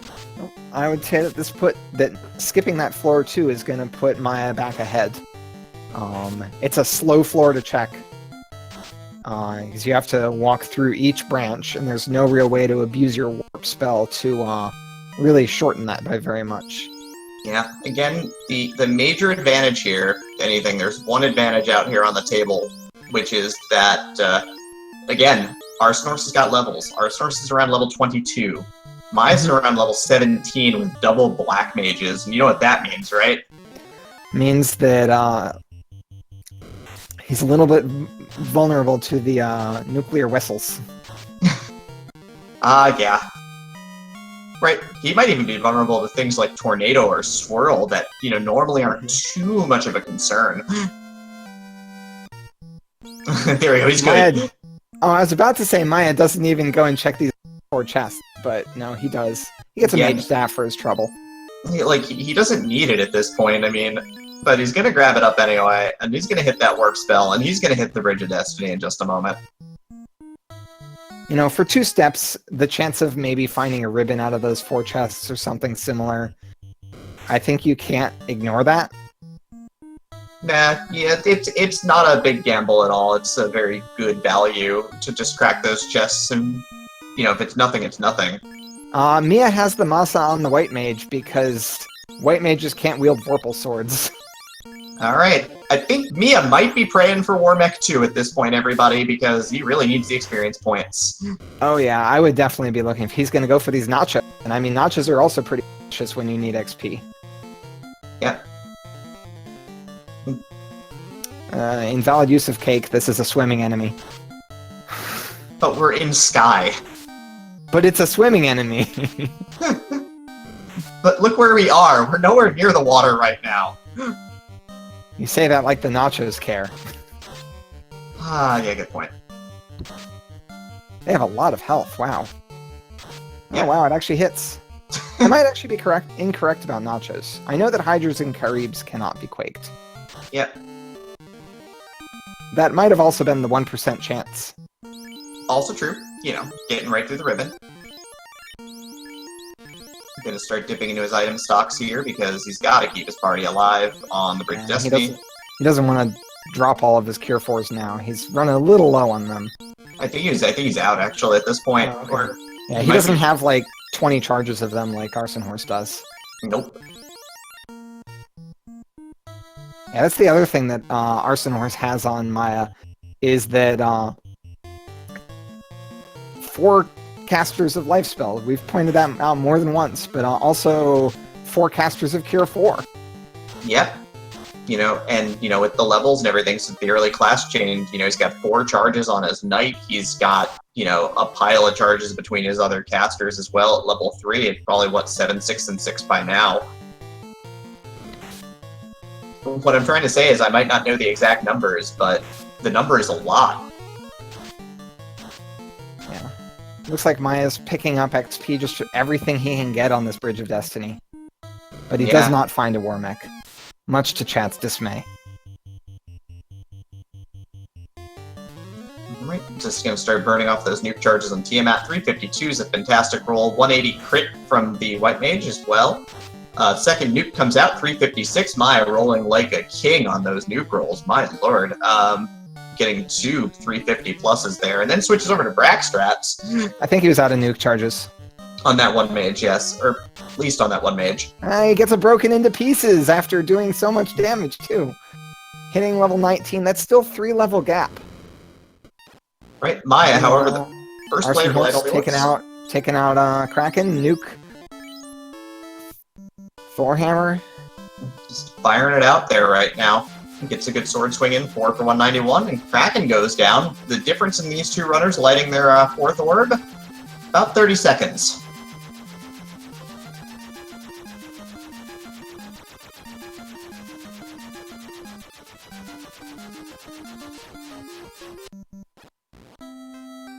It's worth noting that there was a 30-second gap in their, actually a 29-second gap in their last race.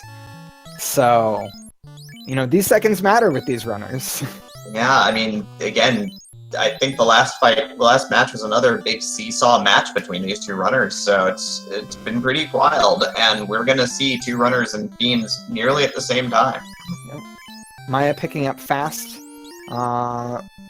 Did he also pick up heal potions? I didn't see. He grabbed heal potions first, he picked up fast second to make sure he had fast on both of his black wizards, so make sure that he's going to be able to get it off in every fight that he needs to. Meanwhile, ArsonHorse is running into Temple of Fiends with 104. Okay, Maya's got 96, gonna burn a couple of houses off here, and here we go, everybody. Looks like they're in different places on the RNG table, though. I guess one of them, either one or both of them, did not power cycle immediately before this. Maya's still picking off enemies, though. He might still be wanting some more levels, considering he's only at 19. Maya might be doing a little quick grind here, trying to find worms on this floor to get some levels and then pop back out. And yeah, he's on a mini grind here. He's going to cast Exit. He bought a bunch of houses. I wasn't sure why, but he bought an additional 10 houses to do this. Much like Fuchsia said a while ago, Phantom is unrunnable, but Arson's trying to take some chops at it right there. Takes it down with the Mazamune.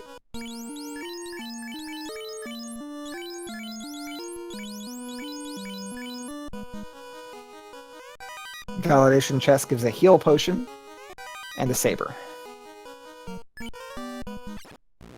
Saber from Cross Time. Maya's losing some critical time on this with the grinding he's doing. But yeah, it's hard to say that it's not necessary, given the level difference. Yeah, it's tough. He picked a party that requires that you pick up a lot of levels as you go, and you didn't really pick up a lot of levels as you went along, so... Yeah. I mean, the spell selection made it pretty difficult to pick up a lot of levels with no early game sweepers at all.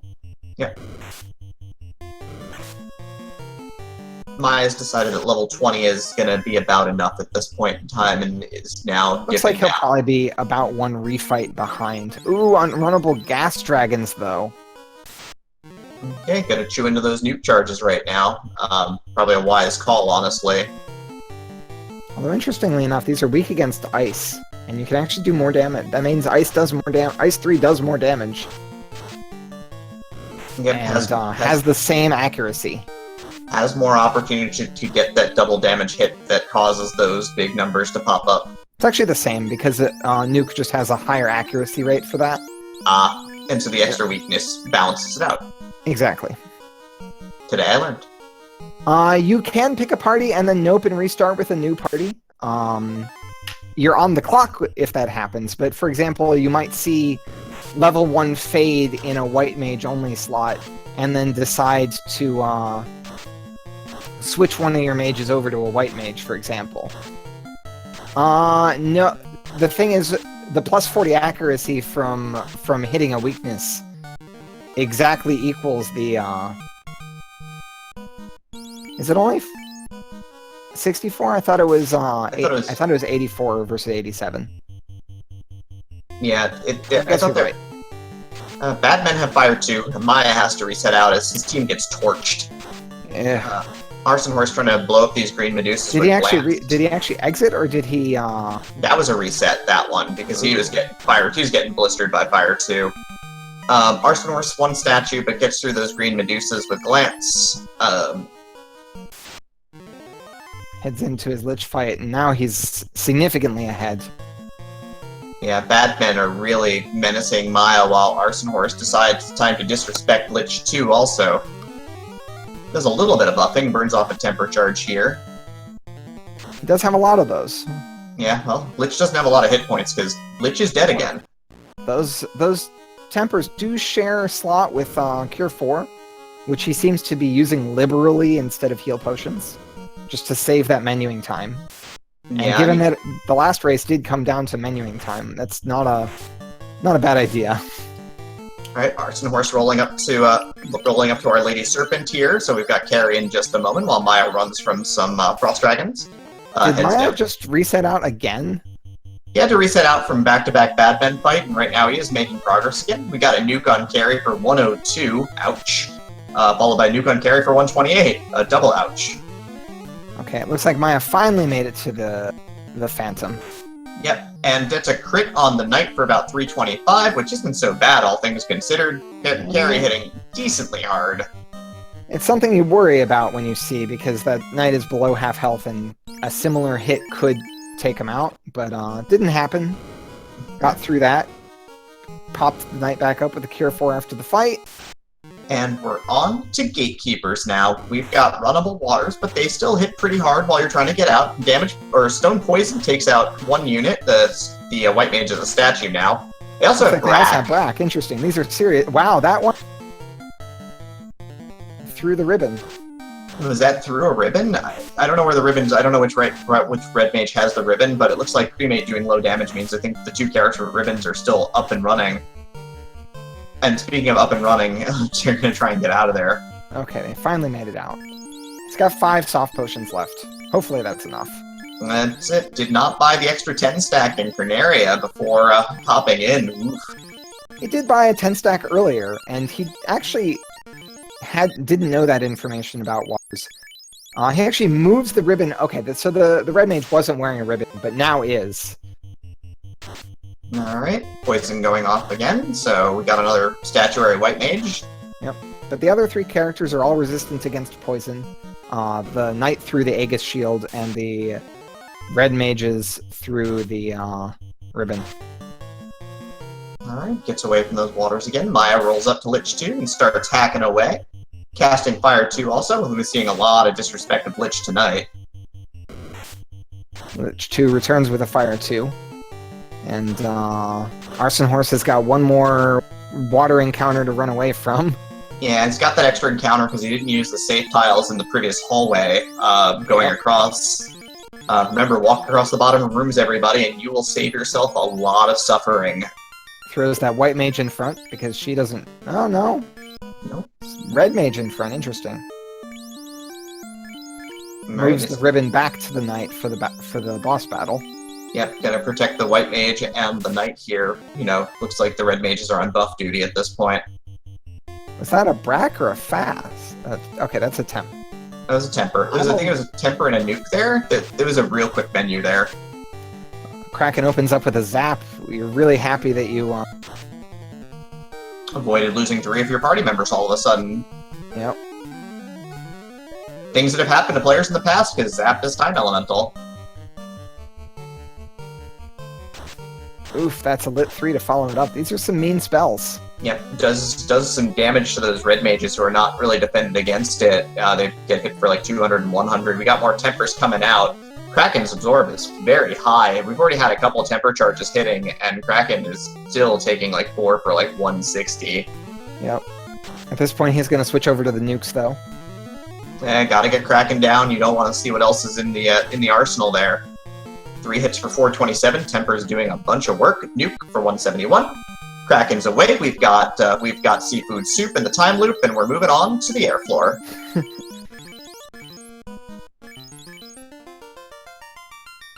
Death Touch Agamas have their way with Maya's Knight as he's trying to get away from this combat. And the Black Mage. Oh no. He's not... Oh, not even throwing a spell out to try to nuke the out of the way, and he gets wiped to Death Touch Agamas again, losing a dive to Death Touch Agamas.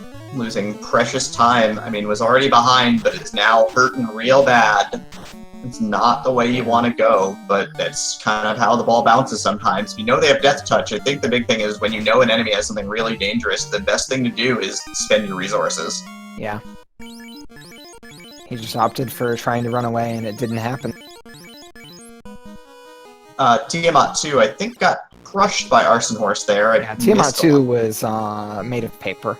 Yep, and rolled low on the absorb, ate a lot of boss immune damage. And at an hour and 45 minutes into this run, ArsonHorse steps up. We've got Chaos. We've got ArsonHorse. Is this going to be a big upset? Is ArsonHorse going to join Fuzzy Mage in the round of 8 as the two rookies who are bringing it home? Let's find out. 3 for 197 on a crit to start. We've got some absorb working, though. That's a little medium on the absorb. I'm a little worried about the evade, actually. He's running low on the temper slots after using so many on Kraken, though. Yeah, but he's getting the evasion out, and the first hit was only for 89 on that red wizard, so he's doing all right here. The melee hits are not big. Melee hits are not big, and he's not really casting spells. Not casting some of the big bombs that we have not yet seen here, so we don't know what Chaos is packing. 4 for 438 on the crit, and the evasion continues to go up. I don't think evasion is what you need at this point, because, well, you know that he's hitting for like 80 on your red wizards. Sleep touch, though. Sleep touch is a little bit dangerous. He's gonna go to the Bane Sword, it looks like. Gonna go for some meme strats. The 1% doesn't happen, and that red mage gets cranked for 306 on the crit and is on the floor. And comes back with a Mazamune, 3 for 242. He's out of temper charges. He's just gonna have to keep going at it. Knight takes 41 from a melee swing in return. Nuke out for 200. Melee swing for 247. Chaos seeming pretty healthy tonight. Another white shirt out, so, I mean, a melee swing is not what you're worried about here. It's gonna be, do you get nuked all out of nowhere? Full damage 340, and then a 480 Masamune swing. ArsonHorse takes down Chaos. Official SRL time, 1 hour, 46 minutes, 14 seconds. Final score of the match, ArsonHorse 2, ichbinmiah 0. Looks like ichbinmiah pauses for a moment, says GG in the chat, but then continues with his dive. You know, if you're going to go out of the tournament, you're going to go down punching, I think, and I appreciate that greatly.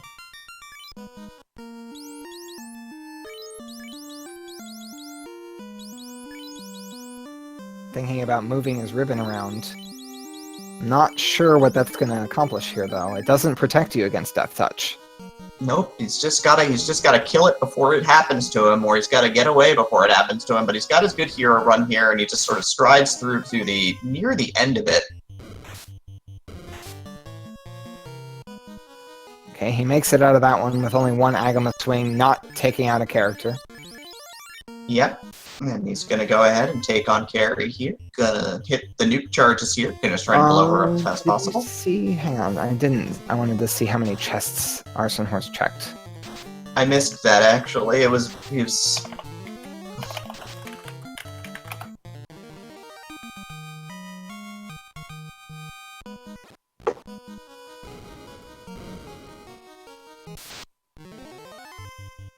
Alright, we've got the mixed seafood pack here for Maya as well, as he's just trying to cruise on through the water floor here.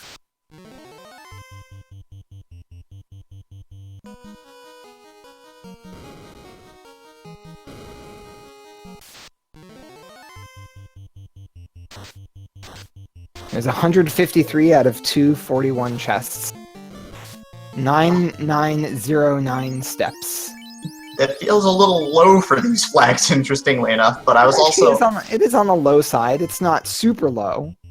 I mean, I was also in the match where over 160 chests were open, not counting resets, where the real chest number was closer to 185. So... we either rolled a jet seat or we're going to check all the boxes in the game, I believe was what was said in that one, and a couple of runners had to check every box in the game.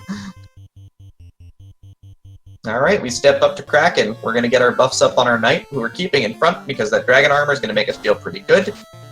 Zap comes out, and, well, that black mage is out of time. Aha, I see what you did there. We got puns. Not going with temper stacking, though, just casting fast on the Masamune White Mage. Yeah. Also not stacking the defenses. Yeah, that Masamune White Mage is now a corpse. It just gets meleeed for 570 because Kraken doesn't think that a Masamune makes you not a healer.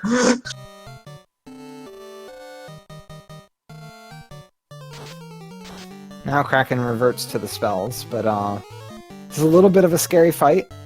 Yeah, the damage has been done, certainly.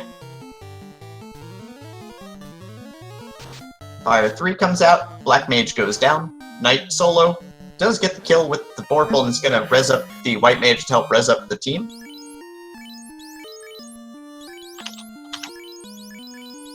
Interesting using the life 1s instead of life 2s. I would value those cure 4s higher than the life 2s. Absolutely, you can't cast life 2 in combat. Looks like ArsonHorse is getting ready to hop in, so we're gonna get him in here for a little post interview.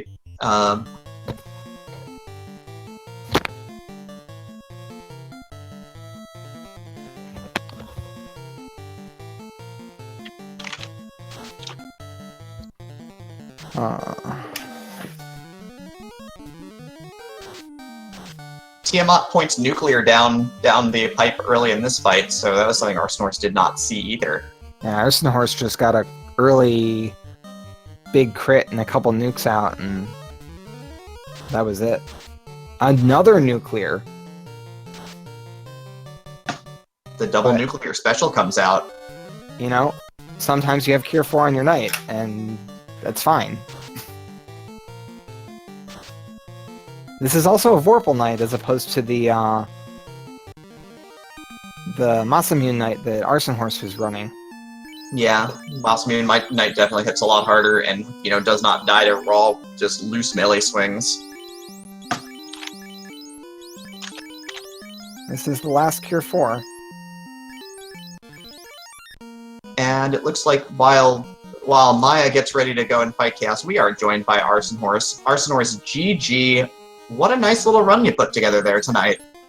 Yeah, thanks a lot. I felt really good about the first 15 minutes, and I felt terrible for about the next 45 before it started to come together. So, yeah, that ice cave in those first 15 minutes, that was, I have to say that was one of the riskiest plays I've ever seen. How did you feel when it paid off? Pretty good. If I believed in karma, I think it's for when Ice Cave really got me good a few weeks back. But I was like, I got like 8 charges of what we can make this work. If the enemies aren't brutal, might as well check. And if it's floater, I think it'll put me in a good place. Yep. So luckily it was. I ended up going back and it was pretty bad anyway. But I'm a little curious about why you chose to go back there. After wiping the carry, you chose instead of going back to fight carry, you chose to head into Ice Cave, which of all the places that seemed a little different. I needed gear really bad. A lot of that. Oh my lord, I got so lucky on Chaos. But yeah, I needed gear a lot. Ice Cave was easy. And the spells were not very kind early. All right, everybody, just to interrupt everybody, get your GGs out in chat for ichbinmiah, completing his seed, getting it through, taking that knight down to the end. Official SRL time, 1 hour, 52 minutes, and 45 seconds. Let me think. So it turned out that most of that gear was in Earth and Sky. How did you feel when you finally found that less than? Sorry, what was that? The less than greater than room in Sky. It was the breakthrough I was waiting for. Yeah. I was just waiting for somewhere to have some gear. Yep. Maya checked that without the cube actually really early. But he was about 10 minutes behind you on that floater, and that helped him bring up the gap. The two of you cleared your 4th fiend, which was a different fiend for each of you. within 30 seconds of each other. Oh wow. But Maya had was a few levels behind, chose to spend a tiny bit of time grinding, then had an accident with the Agamas, which had Death Touch. Oh my lord. Yeah, we are joined now by ichbinmiah, GG Maya. A good run, but a little bit short of the goal, I think, right? Yep, just a little bit short. Yeah. Congratulations, ArsonHorse. GG to you, and I want to see you go far now. The rest of the way, okay? Thanks, Maya. I couldn't have asked for a more gracious opponent. Yep. We've been calling you the dark horse of the tournament. I think you continue to show that you're quite a contender. Well, thank you. That's very kind of you. So Agama's got their revenge today. That was very special. Yeah, do you have any Agama facts for us? Agamas bite back every once in a while. Yeah, of course, Chad, if you have any questions for the runners, please fire them our way. We'd love to ask that of them. Of course, Maya, what's next for you at this point? To know that you're out of the tournament, but you're kind of a big part of the community. So where do we go from here? Well, I'm going to definitely help out with the rest of this tournament, and the joke's kind of on ArsonHorse because I'm staring at my copy of Octopath Traveler, and now I get to play it. So a question in chat. For the next round, we're going to have a second forced party member. We already saw you run some what we would consider not entirely standard formations. Is that going to change how you what your party goals are going to be? I'm mostly going to hope both don't hit Thief and Black Belt. Okay. That's the first line of defense. You don't like those thieves and black belts? On the same team, it would be tough. I'd find a tough time excluding a fighter and then only having one caster a majority of the game. Okay, really big fan subpar. of the fighter. Yeah, I'm a big fighter fan. Maya, you actually ran with a double black mage. Do you want to comment on that choice? I figured if I was going to go, I wanted to go down swinging and go down nuking. It actually, for a while, it seemed like I was pretty happy with the decision I made. There were a lot of Fire 2 susceptible enemies at the beginning of the game. The nukes actually, the fact that nuke was a kind of a medium high level, gave you a leg up when you were behind you were behind at the point of picking up the floater, but then I would say those nuke the ability to cast nukes much earlier than ArsonHorse kind of helped you claw your way back. You were actually both clearing your fourth fiend at the same time, though it was a different fiend for each of you. Got it. If I could have it back, I probably would not have done Ice Cave. I should have stuck with my guns. I went in. Both of you did that same thing after wiping in Volcano for ArsonHorse, or limping out of Volcano in your case. Yeah, I went into the game saying, okay, go check the chests that are on the way to the fiends. And I broke that halfway through, and I said, you know what, fine.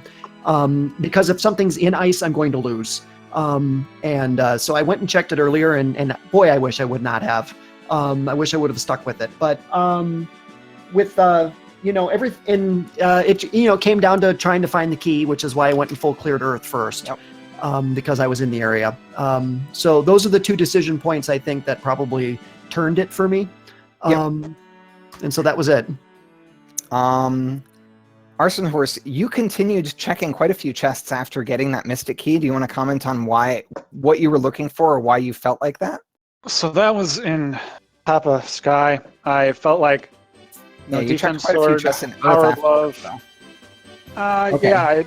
So I'll get to those three in Earth in a moment. But in Sky, at least, my thought was I wasn't quite high enough level. I wanted some more because I wanted more nuke charges. That was primary. I like burning those early fiends down, especially. So that was the main motivation, was just extra fights that I don't have to grind for. And Fair. Maybe I get lucky and get the power, get Excalibur, something. As for Earth, those three I checked are kind of not super out of the way. Yep. I think the you got second floor, You got something out of those. I forget exactly what it was. Opal bracelet, I think I Opal got. bracelet. I got an Thank opal you. armor, maybe. So they were You definitely got not. opal armor somewhere, yeah. Yeah, they were definitely not useless. Then I checked those 5. Generally, those 5 after Vampire, and I checked Vamp Chest because that's just, it's been a ribbon before, it'll be a ribbon again.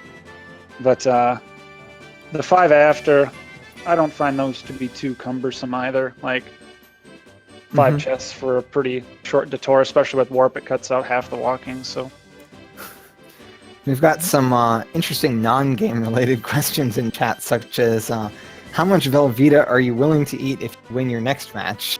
I'll eat. I don't know if this is an in-joke or something. Oh yeah, it kind of is. Orwin's a jerk that I play WoW with, but I'll eat real cheese next time. Don't worry. Yeah, Okay. I was very curious where your cheering section comes from, because you bring one of the bigger cheering sections to these races every week, and it's really impressive. But I know you mentioned World of Warcraft, so World of Warcraft guildmates out here supporting you? Some of them, yeah. Yeah. So. Also, I think we had multiple people in chat claim that you were their husband. Great. I mean, with the amount of work that you've done in this tournament at this point in time, it is pretty impressive. I mean, I've had groupies before, so I think I can handle it again. So your next match is going to be against Fuzzy Mage in the round of 8 in the Rookie of the Tournament title match here. How do you like your chances? About as well as I always have. I'm just going to focus on myself. Try to take something new away this week. 2-4 still definitely interesting. I want to experience some new seeds, because this one definitely threw me for a bit of a loop, I must admit. And Fuzzy's obviously played very well. So the lack of early damage spells was certainly like you had some stuff, but like Fire 2 for most nukes. of the game. Yeah, it's like Fire 2 and then like some Lit 2s. Yeah, and like the bridge with Quake a little bit. Those Peds I was trying to grind, they were angry, and yeah. we were kind of pointing out that it's a very weird knowledge check of like my only instant, like I have some crummy damage spells and then Quake. What do I grind on? And that's like a question that's kind of hard to answer right off the top of your head. Even Definitely. if you like, that's a very big game knowledge check. And Peds are actually a reasonable answer until they like just have a lot of strength and you're main level stuff. 5, and Yeah. the Quakes are just not agreeing. So I think you managed to Quake down one set and decided that was enough. I gave up pretty quick because I felt like it was getting a little out of hand. I was happy I got the Brack on time it. That's always nice. Yep, actually both of you got Bracks on time. Nice. With a level 3 Brack, I don't think that's super surprising. But it did happen. Right. I think Answer: does Aaron Rodgers listen to Mike McCarthy? What? Of course he does. Why wouldn't he? Okay. I think at this point in time, I think we're about to button this up. So, Maya, do you have any final thoughts about the tournament at this point? I do. I would like to give a truly heartfelt thank you as an administrator of the tournament to everybody who has run the tournament, run in the tournament, anybody that has commentated like Demarine or Silver, the two of you, our trackers, Allie, and everyone else. This community has come a very long way in the last year and a half. And I've put a lot of work into it. Our other tournament administrators, Ice Blue and Edgeworth and Czar and Kaba, have put a lot of heart and soul into this. But we would be nothing without our community, and we would be nothing without everyone's support. And so I don't really know what to say. This community is just exploding at this point, and I'm just completely thrilled with it. And as for the tournament, I'm happy with how I did. I got from 46 to 16, and I'm gonna sign off a very happy person, both because of my play and because of this great thing that we're building here. So sorry to be long-winded, and thank you to everybody for watching. I really do appreciate it. Yeah, well said Thank you. for sure. Thank you Silver, very much. It has been a brilliant community effort putting this together, but we have to thank you as well for helping admin this tournament. So thank you very much. So Silver, do you have any final thoughts before we close this up for the night? Team Math, go. Team Math, go indeed. Of course, again, give these two runners a follow, ArsonHorse, ichbinmiah. They both will be, I'm sure, streaming a bunch still. Of course, we're joined by the best in the business tracker, Ali Brap. Always a joy to work with you. My co-commentator, Silverfire. I am Demarin2. Thank you all, Final Fantasy fans, Speed Gaming folks. Take a look at the schedule. I'm not going to hype up what's happening tomorrow because they've got Celeste, they've got Super Mario Bros. 3, they've got Link to the Past Randomizer, they've got Luigi's Mansion. The Speed Gaming Network is going to be busy tomorrow, so come on out and watch something, watch anything. As the round of 16 of the Final Fantasy Tournament comes near to an end, there's only one match still in the balance, Tristal versus Edge Figaro.